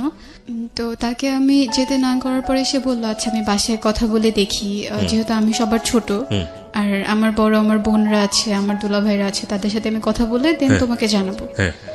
তো 2 দিন পরে সে বললো ওকে ফাইন, আমি যাচ্ছি না, আমি পড়াশোনাটা কন্টিনিউ করবো। তো এর মাঝখানে বাসায় প্রবলেমগুলো চলছিল, আব্বু টোটালি আমাদের সাথে যোগাযোগ করা অফ করে দিছে, খুবই রেয়ার তার সাথে আমার কথা হতো। ভাইয়ার কাছ থেকে জিজ্ঞেস করতাম সে কেমন আছে, ঠিক মতো খাচ্ছে কিনা। তো ভাইয়ার কাছ থেকে আপডেট পেতাম বলে বাবাকে আমিও কল করা অফ করে দিই, যেহেতু সে আমাকে ওভাবে কথা বলতে চায় না আমার সাথে, একটু এড়িয়ে চলছিল। তার মুশির সাথে আমি আমার ফ্যামিলির ব্যাপারগুলো তখন পর্যন্ত শেয়ার করিনি। আমি ভয় পেতাম যদি আমি এগুলো বলার পরে সে আমার সাথে রিলেশনটা না রাখে, এই ভয়গুলো কাজ করতো বলে আমি কখনো তার কাছে বলিনি। আর সেও কখনো আমাকে জিজ্ঞেস করেনি আমি নানু বাড়িতে কেন থাকি। ক্লাস 9টা এভাবে পার হয়ে গেল। আমি যখন ক্লাস 10-এ উঠলাম তখন আমার আম্মু বাংলাদেশে আসেন। তো আম্মু যখন বাংলাদেশে আসেন আমাকে বলা হয় যে আম্মু বাংলাদেশে আসবেন, ভাইয়া তাকে রিসিভ করতে যায়। আম্মু আমার ছোট মামার বাসায় উঠে, মামার বাসা ঢাকাতেই ছিল। তো আমি আর নানু গ্রাম থেকে ঢাকাতে যাই। যখন ঢাকাতে যাব তখন নানুর হাতে টাকা ছিল না। তো আমি টিউশন পড়াতাম, আমার 2টা কাজিনকে পড়াতাম। মানে আমি এতটা খুশি ছিলাম আম্মুকে দেখবো যে আমি সেই টাকাগুলো সব নানুকে দিয়ে দিছি, বলতেছে এটা দিয়ে আমরা ঢাকায় যাব, আম্মুর জন্য কিছু একটা কিনবো, এতদিন পর সে আসতেছে। তো আমি যখন ঢাকায় যাই, আমি গিয়ে আমার বড় মামার বাসাতে উঠি নানু সহ। আম্মু আসে ভাইয়ার সাথে। আম্মু যখন আসে সে আমাকে ওভাবে না খেয়াল করেনি, মানে সে চিনতে পারতেছিল না। সে ভাবছিল কত বছর পরে আসলো বলো তো? আম্মু প্রায় 2.5 বছর। 2.5 বছর পরে। আচ্ছা। তো আমি অনেক রোগা হয়ে গেছিলাম, খুব কালো হয়ে গেছিলাম। সে ওভাবে আমাকে বুঝতেই পারেনি যে এটাই আমি হব। সে একটু অবাক হয়ে গেছে আমাকে দেখে। তো এটা বলার পরে আমি হেসে দিছি। তো আম্মু আমাকে জড়ায় ধরলো, হাক টাক করলো। যেদিন প্রথম 2 বছর থেকে 2.5 বছর পর আমি আম্মুর সাথে শুলাম রাতে, অনেক গল্প করলাম এতদিন কি হয়েছে। আম্মুর সাথে অনেক গল্প করার পরে পরের দিন আমরা শপিং করতে যাই মামি সহ। সেখান থেকে আমরা শপিং টপিং করে বাসায় আসি। তো আর কি সব ধরনের কথাই তখন পর্যন্ত বাসায় হয়। খালামুনির সাথে বাবার ওই অ্যাফেয়ারটার কথাও তখন হচ্ছিল। তো আম্মুকে মামা অনেক দোষারোপ করছিল আম্মু বলতেছিল আসলে আমার কিছু করার নেই, এটা আমার ভাগ্যে ছিল, এই জন্য হয়ে গেছে, এখন আমি কি করতে পারি। বাট আমি চাই আমি আমার ছেলে মেয়ে নিয়ে সবসময় একসাথে থাকবো, সুখে থাকবো। আচ্ছা, আর আমি কোনো বিয়েও করব না। এই ডিসিশনটা আম্মু তখনই নেয়। আর তখন থেকে আমি ঠিক করি যে জীবনে যাই করি না কেন, যত বড়ই হই না কেন, আম্মুর জন্য করব প্রত্যেকটা জিনিস। আর তার জন্য হলেও আমাকে এমন একটা লেভেলে গিয়ে দাঁড়াতে হবে, স্ট্যাবলিশ হতেই হবে, যাতে মানুষ আমাকে কোনো কিছু না বলতে পারে বা আমার মাকে কোনো কিছু না বলতে পারে। যখন ক্লাস 10 উঠলাম তখন আম্মু আমার সাথে গ্রামে চলে আসে নানুর বাসায়। নানুর বাসায় তো তখন আমি আর নানুই থাকতাম, কারণ আমার ছোট খালামণির তখন আরেকটা বিয়ে হয়ে গেছে। তো খালামণির বিয়ে হয়ে যাওয়ার পর খালামণি শ্বশুর বাড়িতে থাকে, আমি নানু আম্মু একসাথে থাকতাম। আস্তে আস্তে অনেক মাস থাকার পরে আম্মু ডিসাইড করে আম্মু আর যাবে না জর্ডান, সে অন্য কোথাও যাওয়ার ট্রাই করবে। ভাইয়াও ছিল, ভাইয়াও থাকতো আমাদের সাথে, সে ঢাকাতে পড়তো, তখন আসতো। ভাইয়ের সাথে না আমার খুব ঝগড়া হতে লাগলো, তখন ও আমাকে সহ্য করতে পারতো না, আম্মু আমাকে প্রচন্ড আদর করতো এই জন্য। আচ্ছা, তো ওর সাথে জেলাসি করার কারণে ঝগড়াটাও অনেক বেশি হতো, তো সম্পর্কটাও আস্তে আস্তে খারাপ হতে থাকে। আমি ওর সাথে খুব একটা কথা বলতাম না, কারণ কথা বলতে গেলেই সে রেগে যায়, আমার সাথে ঝগড়া করে। এরপর সাথেও আমার কন্টিনিউয়াসলি কথা হচ্ছে। কথা বলার প্রসঙ্গে আমি একদিন ওকে বলি যে আমার আম্মু তো আগে বাংলাদেশের বাইরে থাকতো, আম্মু এখন বাংলাদেশে এসেছে। তো বলছে আচ্ছা ঠিক আছে। এরপরে একদিন আম্মুকে দেখতে চাইলো। ওদের বাসার খুব কাছে আমার একটা নানু বাড়ি ছিল, আমি সেখানে বেড়াতে যাওয়ার পরে সেদিন প্রথম ও আম্মুকে দেখে। ওদিন ওভাবেই যায়। যাওয়ার পর একদিন আমার নানু কথা প্রসঙ্গে আম্মুকে বলে, মানে নানু কিভাবে যেন জেনে ফেলে যে আমার কারোর সাথে একটা সম্পর্ক চলছে। আমি ঘুমিয়েছিলাম, মাঝরাতে নানু কথাটা আম্মুকে বলেছে। আমার পুরোপুরি তখনও ঘুম আসেনি, আমি শুনছিলাম নানু কি বলে, কিন্তু আমি তখন কিছু বলিনি। আর নানু ভেবেছে আমি ঘুমিয়ে পড়েছি। ওর আচ্ছা, আমরা এখানে একটা আরিফা বল। তো নানু যখন কথাগুলো বলতেছে, আম্মু বলতেছে যে আপনি কিভাবে জানেন, আপনি কি দেখছেন নাকি, আপনি তো মানুষের কাছ থেকে শুনছেন। মানে আমার মা চায় না আমি কারো কাছে ছোট হই, তার যদি আমাকে বকা দেওয়ার লাগে বা কিছু বলার লাগে সে আমাকে আলাদা বলবে, তাও কারো সামনে বলবে না। আম্মু বারবার বলতেছিল আপনার কাছে তো কোনো প্রমাণ নাই যে সে কারোর সাথে রিলেশনে আছে, বা আপনি তো দেখেন নাই, আপনি এগুলা কেন বলবেন। আর যেটা হয়েছে হয়েছে, ও যদি করেও থাকে আমি সেটা নিয়ে ওর সাথে কথা বলবো, আপনি এই ব্যাপারগুলো অ্যাটলিস্ট বাইরে কাউকে বলবেন না। তো পরদিন আম্মু হঠাৎ করে বিকেলে আমাকে একা ডেকে নিয়ে জিজ্ঞেস করে যে তুমি কি কারোর সাথে ফোনে কথা বলো। আমি আসলে দ্বিধায় পড়ে গেছিলাম, আমি আম্মুকে বলবো কি বলবো না, বা আদতেও বলা উচিত হবে কিনা। তখন আমার মাথার মধ্যে কাজ করলো এখন তো সবকিছু বলতেই আম্মু, তার সাথে আমার ফ্রেন্ডলি হওয়া উচিত, ফ্র্যাঙ্কলি তাকে সবকিছু বলা উচিত। আমি তখন আম্মুকে বললাম যে হ্যাঁ মা এটা সত্যি। তো আমাকে তখন নাম জিজ্ঞেস করলো, নাম বললাম, বাসা কোথায় সেটা জিজ্ঞেস করলো, ওইটাও বললাম, কি করে তা জিজ্ঞেস করলো সেটাও বললাম। আমার এসএসসি পরীক্ষা যখন কাছে চলে আসলো, তো তখন একদিন রাতে আমার খুব মন খারাপ ছিল, আমি এফএম শুনছিলাম। তো আমার মা আমাকে জিজ্ঞেস করলো যে তুমি কি করছো পড়া না রেখে, এফএম কেন শুনছো। তো আমি বললাম যে তুমি একটু শোনো, তোমার ভালো লাগবে। তো সেই সময়টা থেকে আমি আর আম্মু মিডনাইটে যেই শোগুলো হতো বা রাতে যেই শোগুলো হতো সেগুলো একটা ইয়ারফোন ভাগ করে শুনতাম, শুনতো আমিও শুনতাম। আম্মুর এটা একটা নেশার মতো হয়ে যায়, সে প্রতিদিন শুনতো, আমাকে শুনতে নিতে দিত না। আমি যখন শুনতে যেতাম তখন বলতো যাও গিয়ে পড়তে বসো, তোমার শোনা লাগবে না, তুমি বাচ্চা মানুষ এগুলো শুনে কি করবা। আমি পড়তে বসতাম, আবার লুকিয়ে লুকিয়ে নানুর ফোন থেকেও শুনতাম। আম্মু একটা কাজ করলো, আমাকে নানুর ফোন ধরতে একদম নিষেধ করে দিল। মানে সে চাচ্ছিল আমিও একটু এইসব সম্পর্ক থেকে দূরে থাকি, পড়াশোনায় ইনভলভ হয়ে যাই। এই কারণে নানুর ফোনটা ধরতে বারণ করছে, আর নানু আমাকে তার ফোনটা ধরতে দিত না। আর আমি তো নানুর ফোন থেকেই মেসেজ করতাম, তখন কি করবো এই জন্য টেনশনে পড়ে গিয়ে আম্মুর ফোন থেকেই লুকিয়ে লুকিয়ে একটু একটু মেসেজ করতাম, আর লুকিয়ে লুকিয়ে একটু একটু ফোনে কথা বলতাম।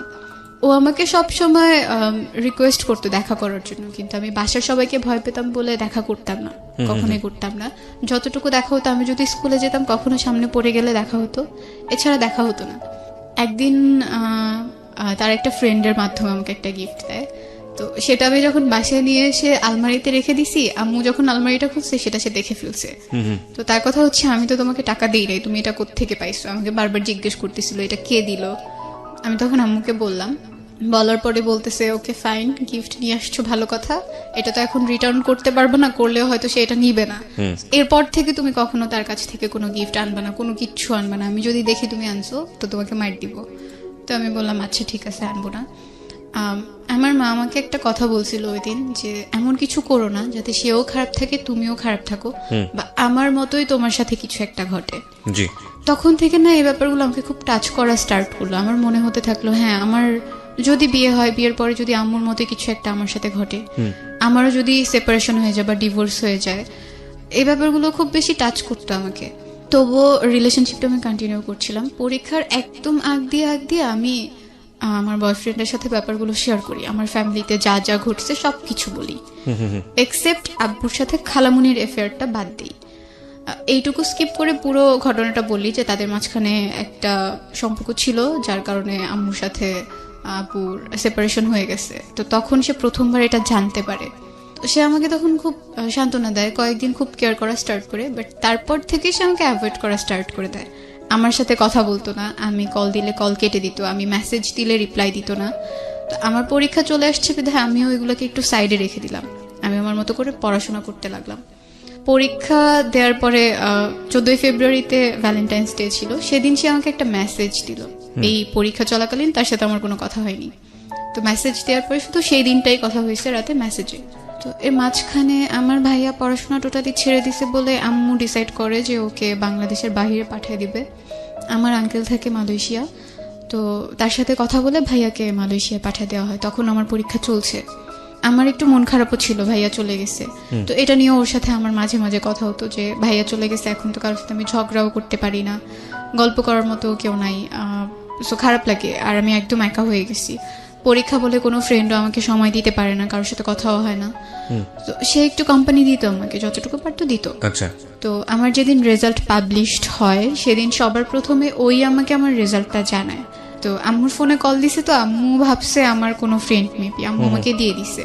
তো আমি যখন বললাম আমার রেজাল্ট পাবলিশড হয়েছে আম্মু, CGPA এত, তো আম্মু বলতেছে কে কল দিছে। তো এখন তো বলতে পারতেছি না সে কল দিছে।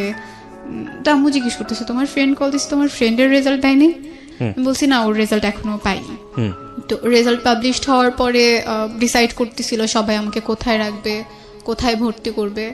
আমার ইচ্ছে ছিল ঢাকায় ব্যাক করার, ঢাকাতেই পড়ার, বাট আম্মু চাচ্ছিল না, কারণ থাকা খাওয়ার একটা প্রবলেম হবে, আর সে মেয়েদের কোনো হোস্টেলেও আমাকে রাখবে না।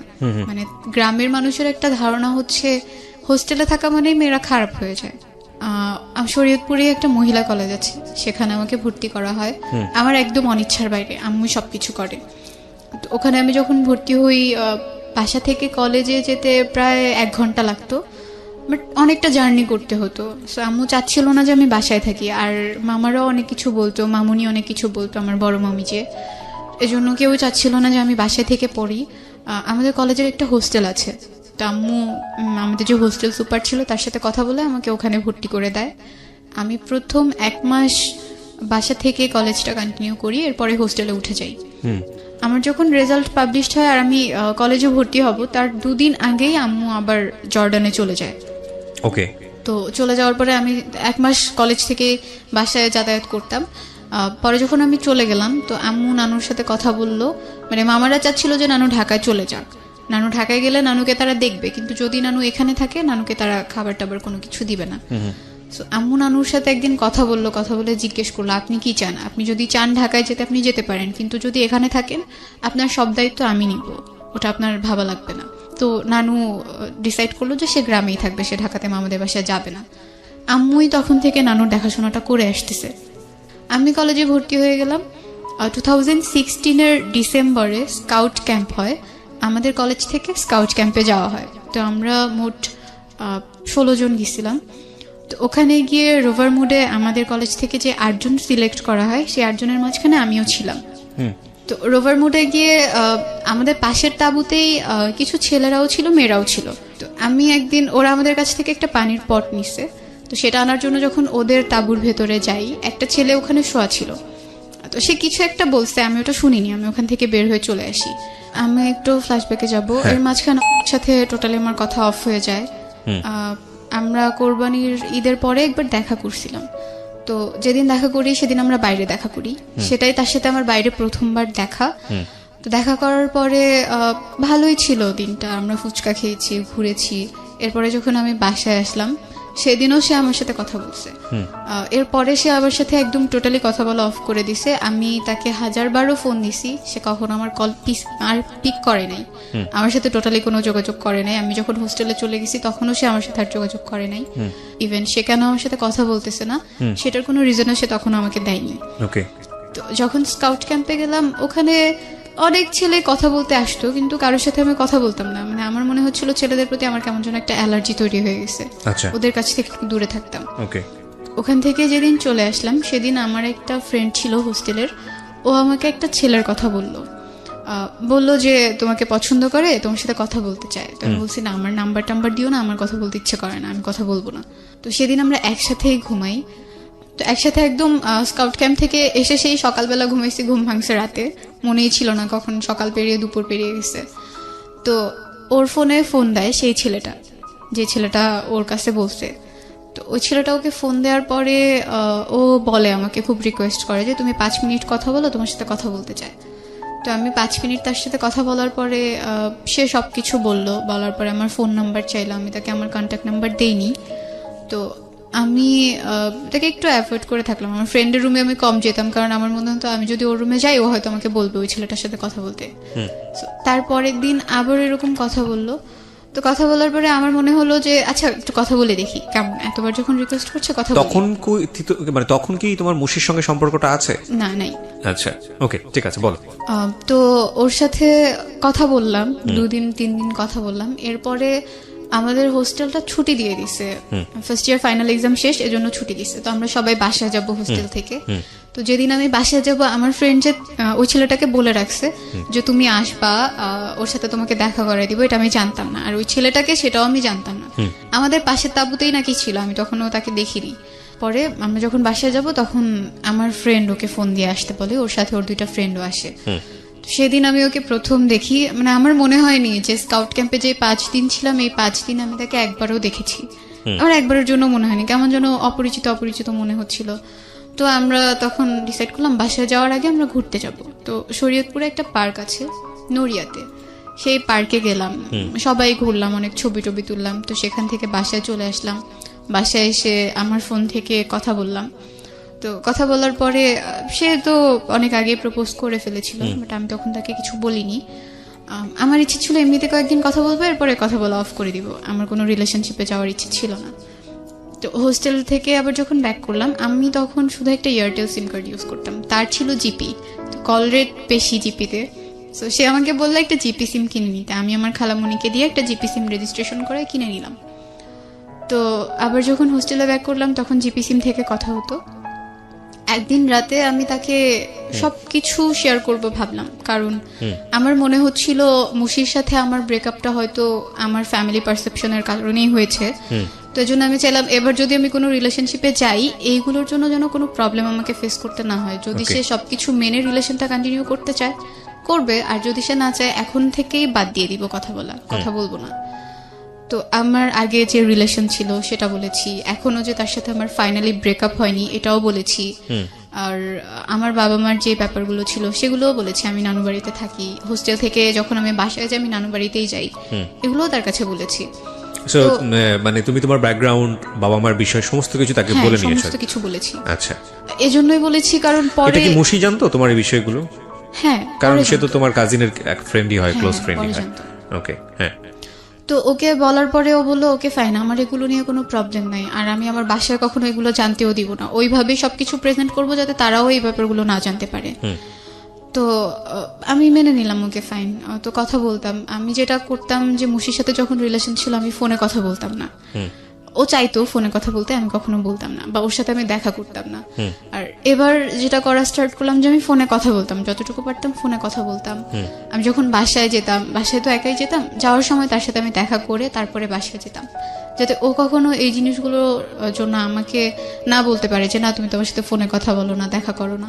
আমি চাইনি এই জিনিসগুলোর কারণে এই রিলেশনটাও নষ্ট হয়ে যাক। সবকিছু ভালোই চলছিল।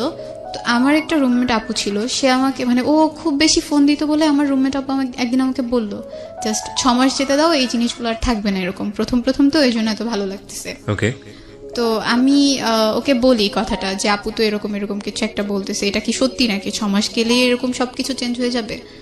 সে খুব বলতো না না চেঞ্জ কেন হবে। তো তার বাসা থেকে সে সবসময় খুব প্রেসারে থাকতো, খুব কনজারভেটিভ একটা ফ্যামিলি ছিল। মাগরিবের আজানের পরে সে কখনোই বাইরে থাকতে পারতো না। কিসে পড়তো ছেলেটা? ডিপ্লোমায় পড়তো। ছেড়ে পড়তো তখন। ওকে, তোমাদের দুজনের দেখা সাক্ষাৎ হয়েছে, কথাবার্তা হয়েছে। তুমি কি তোমার পাস্টটা বলেছো যে তোমার লাইফে আরেকজন ছেলে ছিল? বলেছি। ওটা বলেছো। তার লাইফের পাস্টটা তুমি জানতে? জানতাম, তার কোনো গার্লফ্রেন্ড ছিল না বা কোনো রিলেশন, তুমি ফার্স্ট তার জীবনে। ওকে, ইটস আ মেন্টাল কমপ্লেক্স একটা সিচুয়েশন। তখন তোমার মা জর্ডানে, বাবার সঙ্গে যোগাযোগ নেই তোমার, ভাইও তোমার সঙ্গে থাকে না? ভাই মালয়েশিয়াতে থাকে। ওকে, তো তোমার তো তুমি বয়ঃসন্ধিকাল পার করছিলে, এখন তো তুমি বোঝো, ইনফ্যাক্ট তুমি এখনো কিছুটা আছে, কারণ মাত্র 17.5 বছর বয়স।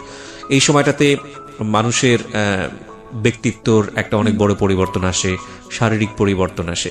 এই বিষয়গুলো নিয়ে তুমি কার সঙ্গে শেয়ার করতে? মানে থাকে না যে পরিবারের সবচেয়ে কাছের মানুষের সঙ্গে মনের বিষয়গুলো শেয়ার করা বা অন্যান্য সাপোর্টগুলো পাওয়া, এগুলো কি তোমার নানুর সঙ্গে তুমি শেয়ার করতে? না না, নানুর সাথে খুব একটা শেয়ার করতাম না। আমার ছোটবেলায় তো আম্মুকে আম্মুই বলে ডাকতাম, আমার সেজু খালামুনি যিনি ছিল তাকে আমি মা বলে ডাকতাম। আচ্ছা।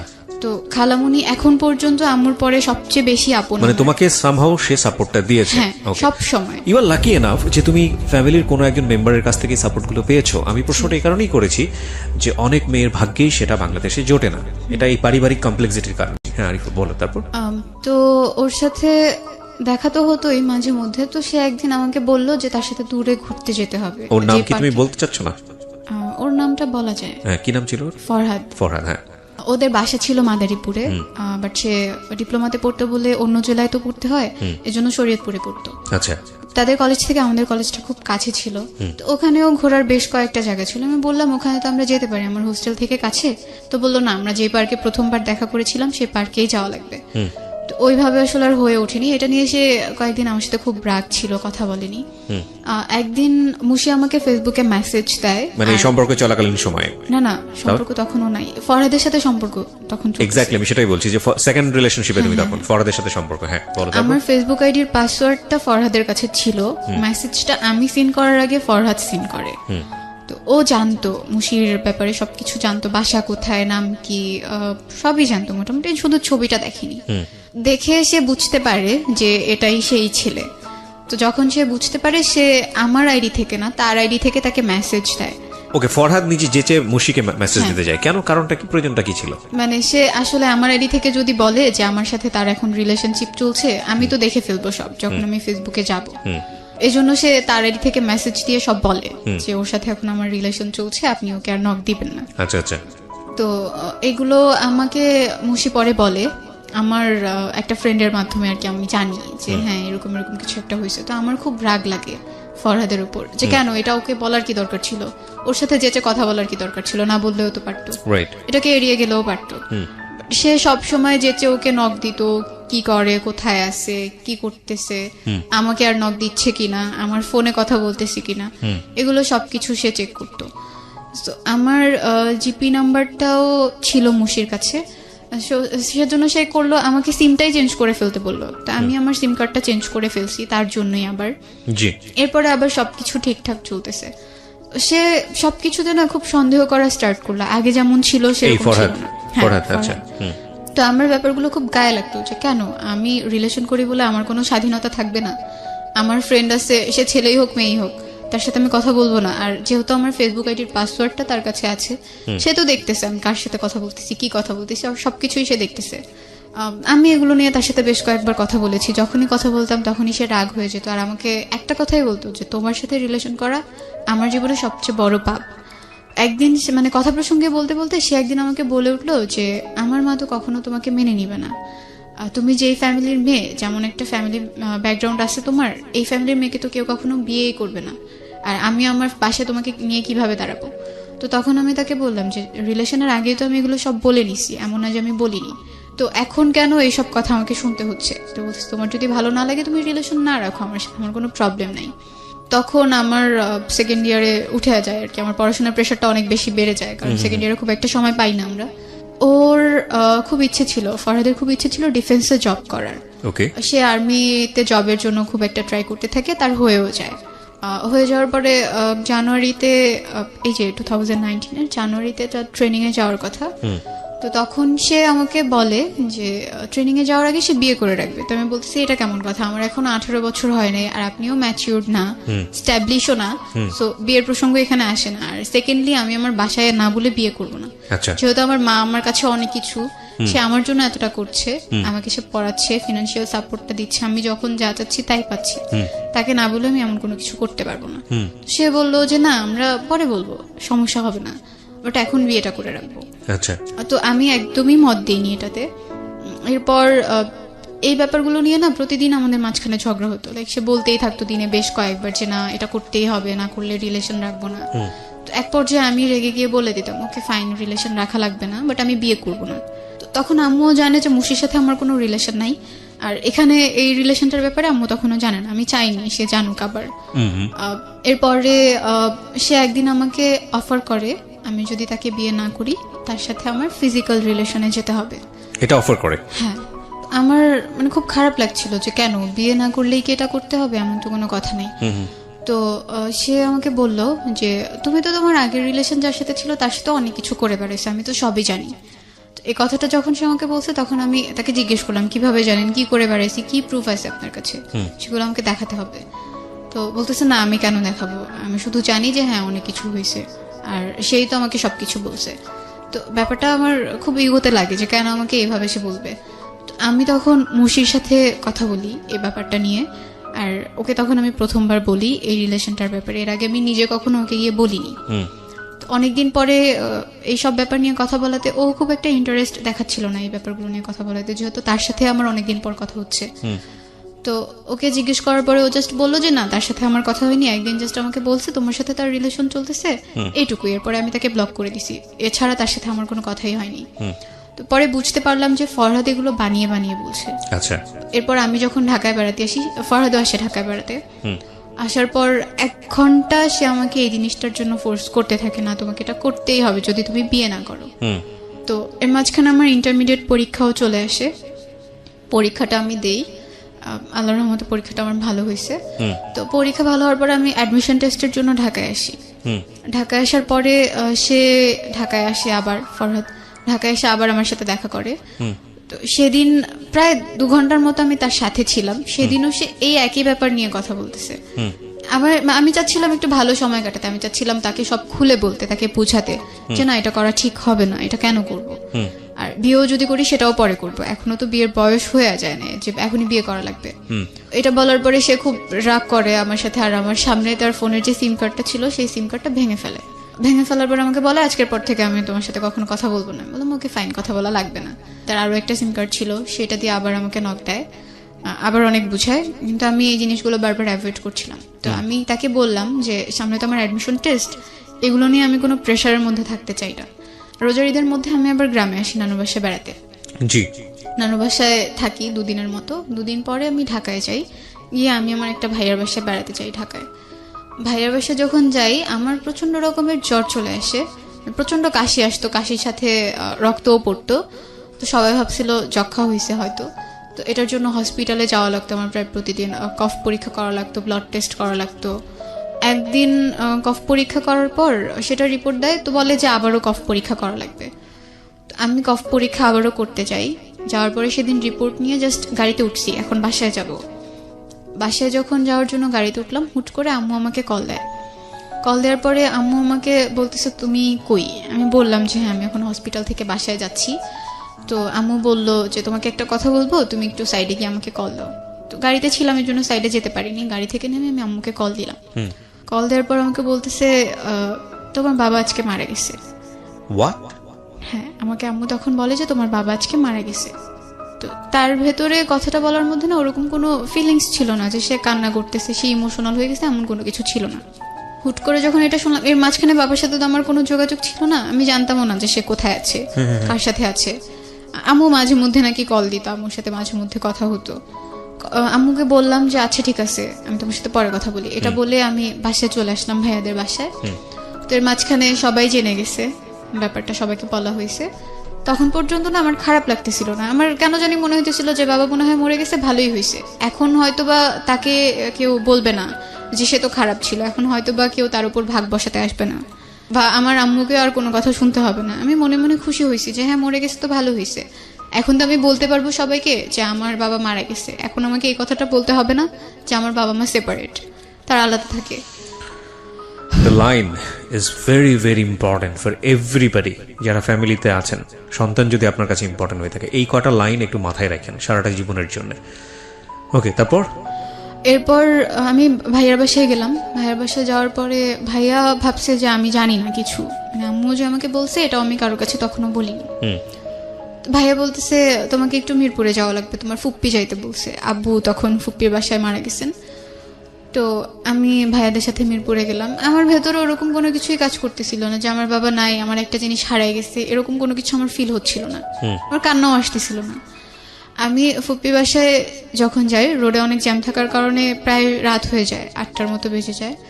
যাওয়ার পরে ওখানে গিয়ে আমাকে প্রথম কথা শুনতে হয় আসছে এখন ঢং দেখাইতে আসছে, বাবা মারা গেছে, তার মধ্যে কোনো কিছুই কাজ করে না, সে এখন রূপ দেখানোর জন্য আসছে, এটা বলতেছিল মেবি আমার কাজিনরা। তো যাওয়ার পরে আমি বাবাকে দেখতে পারিনি, তখন তাকে মাটি দেওয়া হয়ে গেছে কালশি কবরস্থানে। তো ওখানে 5 মিনিটের মতো মনে হয় আমি ছিলাম, এর বেশি আমি থাকিনি। আমি ভাইয়াদেরকে বলে ফুপিদেরকে বলে চলে আসছি, কারণ আমি ওখানে কেন থাকবো, যেহেতু বাবাকে আমি আর দেখতে পারতেছি না, আর ওখানে সবাই বাজে ধরনের কথা বলতেছে, তো চলে আসছে ওখান থেকে। আসার পরে যেটা জানতে পারি যে বাবা নাকি খুব করে চাইতো আমি একবার তার সাথে দেখা করি, সে নাকি আম্মুকে সবসময় বলতো। তো আম্মুও একবার আমাকে বলছিল যে তোমার বাবাকে তোমার ফোন নাম্বার দিব আর তোমাকে তোমার বাবার ফোন নাম্বারটা দিব, তুমি তার সাথে গিয়ে একবার দেখা করে আসো। তো দেখা হয় নাই, কারণ আমি অসুস্থ হয়ে গেছিলাম, এই জন্য আর দেখাটা করতে পারিনি। ওখান থেকে আসার পরে আমার অতটা খারাপ লাগতেছিল না, কেন জানি আমার খুব খুশি লাগতেছিল, অনেক বেশি খুশি লাগতেছিল। আজকে আমি সবার কাছে বলবো যে হ্যাঁ আমার বাবা মারা গেছে, আমি ফেসবুকে একটা স্ট্যাটাস দিব আমার বাবা মারা গেছে। হয়তো আর কোনোদিনও কারো কাছে আমাকে বলতে হবে না, ছোট হতে হবে না যে আমার বাবা আলাদা থাকেন বা একটা ফ্যামিলির রিজনের কারণেই সে আলাদা থাকেন। অ্যাডমিশন টেস্টও প্রায় শেষ হয়, এর মাঝখানে আমার বাসায় একটা বিয়ের প্রপোজাল আসে। তো আম্মু চাচ্ছিল যে বিয়েটা হয়ে যাক, আর এর মাঝখানে ফরহাদের সাথেও রিলেশনটা চলছে কোনো রকম। ওইভাবে কথা হতো না, মাঝে মধ্যে কথা হতো, মাঝে মধ্যে সে নক দিত, আর যখনই একটু ভালোভাবে কথা বলতাম তখনই সে আবার সেই বিয়ে, ফিজিক্যাল রিলেশনশিপ এগুলোকে টেনে নিয়ে আসতো। তো এই জন্য আবার 2-3 দিন পর কথা বলতাম, একসাথে কথা বলতাম না। তো আম্মু হচ্ছে যখন বিয়ের জন্য আমাকে প্রেশার দিচ্ছিল, আমি তখন আম্মুকে সবকিছু বুঝায় বলি, আমার যা যা বলার ছিল সবই বলি, যে না আমি পড়তে চাই, আমাকে পড়তে হবে, তোমার জন্য কিছু একটা করতে হবে। আর সোসাইটিতে এমন একটা জায়গায় গিয়ে আমরা দাঁড়াবো, তখন আমাদের পাস্ট টেনে কেউ আর আমাদেরকে কোনো কিছু বলবে না। তোমার ভাইটার কি অবস্থা হলো ওই সময়? ভাইয়া তখনও মালয়েশিয়াতে আছে। তখন মালয়েশিয়াতে? হ্যাঁ, আচ্ছা, ওখানে আছে, ফোন দেয়, মাঝে মধ্যে কথা হয়। তো এর মাঝখানে ফরহাদ যখন আমাকে প্রচন্ড প্রেশার দিচ্ছিল, আর আমার ফ্যামিলি নিয়ে সে কন্টিনিউয়াসলি আমাকে এক একটা বলতো, আমি তখন ডিসাইড করি এই রিলেশনশিপটা আমি এনিহাও শেষ করে দিব, কন্টিনিউ করব না। মানে ফ্যামিলি নিয়ে বলতো, মানে তোমার বাবা মার সেপারেশন নিয়ে এসে বলতো? সব সময় বলতো, প্রত্যেকটা কথায় কথায় আমাকে এই ব্যাপারটা নিয়ে কথা বলতো। তো এই জন্য আমি তার সাথে রিলেশনটা শেষ করে দিই একদম। তো এরপরে আমি অ্যাডমিশন টেস্ট দেই, আল্লাহর রহমতে আমার ঢাকাতে একটা কলেজে হয়ে যায়, ওখানে অ্যাকাউন্টিংয়ে ভর্তি হই। আম্মুর ব্যাপারটা যেটা আমি সবার কাছে এখনো পর্যন্ত বলি, যে আমার মা বাইরে থাকেন না, আম্মু ঢাকাতে থাকেন, এটাই বলি। আমি যখন ঢাকাতে স্টে করি তখন যদি অপরিচিত কেউ আমাকে জিজ্ঞেস করে, আমি বলি আম্মু গ্রামে থাকেন, আম্মু আমার সাথে থাকেন না। এখনো যে আম্মু বাইরে থাকে এই ব্যাপারটা আমি কারোর সাথে শেয়ার করি না, মানে আমার কাছে খারাপ লাগে। আর এখনো মনে হয় যে আমি যদি এই কথাটা বলি, সবাই হয়তো আমাকে 1000টা প্রশ্ন করবে, কেন বাইরে থাকেন, কি সমস্যা। আর এইগুলোর উত্তর দিতে গেলে আমাকে আবার পেছনের কথাগুলো টানতে হবে। আমি এখনো কারোর কাছে বলি না যে আম্মু বাইরে থাকেন। আল্লাহর রহমতে সবকিছু ভালো চলছে। আমি জানি যে তোমার গল্পটা এখানে শেষ হয়ে যাবে, বিকজ তুমি এই জায়গাটাতে আছো। আমরা ইভেন 10-এর গল্পটাকে বড়ও করতে চাই না। যে লজ্জাটা তুমি তোমার মাকে নিয়ে পাচ্ছ, যদি প্রশ্নটা খুব রাফলি করি, কেন পাও? আমি মানুষের কথাকে ভয় পাই। আচ্ছা, মানুষ তোমাকে খাওয়ায় না? তোমার মা তোমাকে খাওয়ায়? আমার মা। তাহলে যেই মানুষরা তোমাকে একবেলা খাওয়ায় না, সেই মানুষের কথা লজ্জা পেয়ে লাভ কি? যেই মা তার সন্তানকে কাছে রাখতে পারেনি, পরের বিদেশে গিয়ে নিজের জীবনটা বাজি রেখে সারা জীবন কষ্ট করে এবং সংসারের ভালোর জন্য গেল, সংসারটাও হারালো, তো সেই মা তোমাকে রুটি রুজি করে খাওয়ায়, তাই না? তোমার ভবিষ্যতের জন্য চিন্তা করে, চাইলে তার একটা বিয়েও করতে পারতো, করেও নাই। মানুষের বাসায় গিয়ে খুব কষ্ট করে কাজ করে বিদেশে। তো তো সেই মায়ের পরিচয় দিতে তুমি লজ্জা পাও, এটা কি ঠিক হচ্ছে? না। আমি তোমাকে খুব স্ট্রেটলি কোশ্চেনগুলো করছি, কারণ আমি জানি যে বাংলাদেশে অনেক সন্তানরাই এটা করে, এবং অনেক কৃষকের সন্তান আছে যারা অনেক বড় বড় অফিসার হয়, কিন্তু তারা বলতে লজ্জা পায় যে আমার বাবা কৃষক ছিল। এটা আসলে ওদের দোষ না, এটা আসলে সমাজের দোষ। কিন্তু কথা হচ্ছে যে পাল্টাবে কোত্থেকে? কেউ যদি শুরু না করে পাল্টাবে কোত্থেকে? তো কাউকে না কাউকে তো শুরু করতে হবে। তোমার বয়স এখন 17, তুমি কাদামাটির মতো আছো। তুমি যদি লজ্জা পাও, এটা তোমার ভুল ধারণা। তোমার ভেতরে কিন্তু বিবেক আছে, কারণ যে ছেলেটা তোমাকে বারবার বিয়ের চাপ দিচ্ছিল, তুমি তাকে বিয়ে করে একটা সুন্দর জীবন বেছে নিতেই পারতে। আমি জানি না জীবনটা সুন্দর হতো কিনা, বাট বলার জন্যই বলছি। তো তুমি সেটা করনি, কারণ তোমার বাবা মাকে নিয়ে তারা সে খোটা দেয় বা তোমাদের তুমি একটা খুব রাফ একটা ডিসিশনে এসছো, যেটা তোমার জন্য কঠিন ছিল। তার মানে তোমার মধ্যে তো বিবেক বোধ আছে। তুমি একই বিবেকটা এই জায়গাটা একটু কাজে লাগাও। তোমার বাবা যদি কোনো ভুল করে থাকে, সেটা তার ভুল, কিন্তু তুমি তো তার পরিচয়টা অস্বীকার করতে পারো না। অফকোর্স পারো না। 1 2 নাম্বার হচ্ছে যেটা যে তোমার মা যে পরিশ্রমটা করে যাচ্ছে, সেটাকে তোমার খুব প্রাউডলি বলা উচিত, আমি যেটা মনে করি। সো আজকের এই অনুষ্ঠান থেকে তোমার জন্য শুধু একটা কথাই বলা, সন্তানদের জায়গাটা থেকে, বাবা মা যে অবস্থায় থাকুক না কেন, সে যত বড় ভুলই করুক না কেন, সেই জায়গাটাই তুমি বিচারকের আসনে যেতে পারবে না। সেটা রাইট ধর্ম আমাদেরকে দেয়নি, এবং আমাদের সিস্টেমের জায়গা থেকেও আমরা সেটা করতে পারি না, কোনোভাবেই পারি না। তো আমার মনে হয় তুমি তোমার এই ভুলের জায়গাটা থেকে বের হয়ে আসো। আজকের এই গল্পটা থেকে প্রিয় শ্রোতা, বিশেষ করে ব্রোকেন ফ্যামিলি সন্তান যারা আছেন, তাদের যে কষ্টটা, সেটা আসলে আমরা আমাদের জায়গা থেকে বুঝতে পারবো না, যারা আছে তারাই জানে। আমাদের সমাজটা রাতারাতি পরিবর্তন হবে না, এটা কাউকে না কাউকে পরিবর্তনের জায়গাটা থেকে এগিয়ে আসতে হবে, তাহলেই হয়তো পরিবর্তন হবে। আমরা ছোট ছোট ভূমিকা রাখলেই হয়তো সুন্দর হবে। কিন্তু একটা জিনিস দেখেন, আমি যত কিছুই বলি না কেন, এই অনুষ্ঠানটা কজনই বা শুনছি বা কজনই বা ইন্সপায়ার হবে, কিন্তু আমাদের বাস্তব চিত্রটা তো এটাই, যে স্ত্রী বা একজন নারী যখন বিদেশে কাজ করেন, আমরা সেটাকে ভালো চোখে দেখি না, আমাদের সমাজ সেটাকে ভালো চোখে দেখে না। নট অনলি দিস, সেপারেশন যেটা চলে আসলো এদের মধ্যে, এই কাজের শুরুটা থেকেই তো হলো, তাই না? আচ্ছা, অনেকেই সেটাকে দোষ দিয়েছেন। হ্যাঁ, বাবা সেখানে নিজেকে নিয়ন্ত্রণ করেনি, সেই জন্য সন্তানদের উপর দুর্ভোগ নেমে এসছে। আমি বলবো যে আমাদের অনুষ্ঠানের যে আরিফা, সে অনেকখানি লাকি, সৌভাগ্যবান। সামহাও কোনো না কোনোভাবে পরোক্ষভাবে সে তার ফ্যামিলি মেম্বারদের কাছ থেকে সাপোর্ট পেয়েছে, যে কারণে সে ডিরেইলড হয়নি, ডিসিশন নিতে পেরেছে। কিন্তু এইরকম একটা জায়গায় বসে অনেক আরিফাই নষ্ট হয়ে যায়, অনেক আরিফার ভবিষ্যৎ শেষ হয়ে যায়। এবং আমার মনে হয়, আমি বারবারই সে কথাটা বলি, যে সন্তানকে যদি একটা সুন্দর আশ্রয় না দেওয়া যায়, অন্তত চেষ্টাটুকু যদি আপনি না করেন, তাহলে সন্তানকে দুনিয়াতে নিয়ে আসার দরকারটা কি? আমাদের গল্পটা এখানেই শেষ হবে, আরিফার গল্পটা। বাট আমাদের আরও একজন গেস্ট আজকে জয়েন করবেন, যেহেতু আমাদের হাতে সময় আছে। আমরা এখানে একটা ছোট্ট বিরতি নিতে চাই। আরিফা, তোমার জন্য শুভকামনা থাকছে, এবং তুমি আজকের এই জীবন গল্পটা থেকে যেটা মনে করে এখানে এসেছিলে, সেটা তো আমার লাস্টের কথাগুলো অবশ্যই, কিন্তু তোমার জন্য আজকের পর থেকে আমি মনে করি তোমার খুব প্রাউডলি তোমার বাবা মায়ের পরিচয় দেওয়া উচিত। তারা যে ভুলটা করেছে, তুমি যখন একটা পরিণত বয়সে যাবে, তুমি হয়তো রিজনটা খুঁজে বের করতে পারবে, এবং আমি চাইবো যে তুমি সেই ভুলটা না করবো, আমিও সেই ভুলটা না করি, বা যারা শুনছেন তারাও সেই ভুলটা না করুক। কিন্তু ভুল কখনো কখনো জীবনে চলে আসে, এবং ভুল মানুষ করে, ভুল থেকে বের হয়ে আসার জন্য চেষ্টা করে। তো আমার মনে হয় যে তোমার বাবার বেস্ট মেমোরি যেগুলো তোমার লাইফে আছে, সেগুলোকে তুমি মনে করো যে তুমি পৃথিবীতে নাই, এটা একটা। আর দ্বিতীয়ত যেটা, যে তোমার মাকে তুমি সারাটা জীবন খুব সম্মানে, তুমি যত বড়, আমি তোমার জন্য দোয়া করি, আমাদের অনুষ্ঠানের শ্রোতা যারা আছে তারা দোয়া করে, তুমি অনেক বড় জায়গায় যাও, কিন্তু তোমার মার থেকে তুমি কখনো বড় হতে পারবে না। তোমার মা যে স্যাক্রিফাইসটা করেছে, সেটা ভয়ানক রকমের স্যাক্রিফাইস। সো এটাকে প্রাউডলি বলো যে তোমার মা বিদেশে থাকে এবং তোমার মা পরিশ্রম করে তোমার, এবং কেউ যদি ওটাকে খারাপ চোখে দেখে, সেটাকে প্রতিবাদ করো, খুব ন্যায়ভাবে প্রতিবাদ করো, ঠিক আছে? তাকে খুব সুন্দর করে বোঝায়।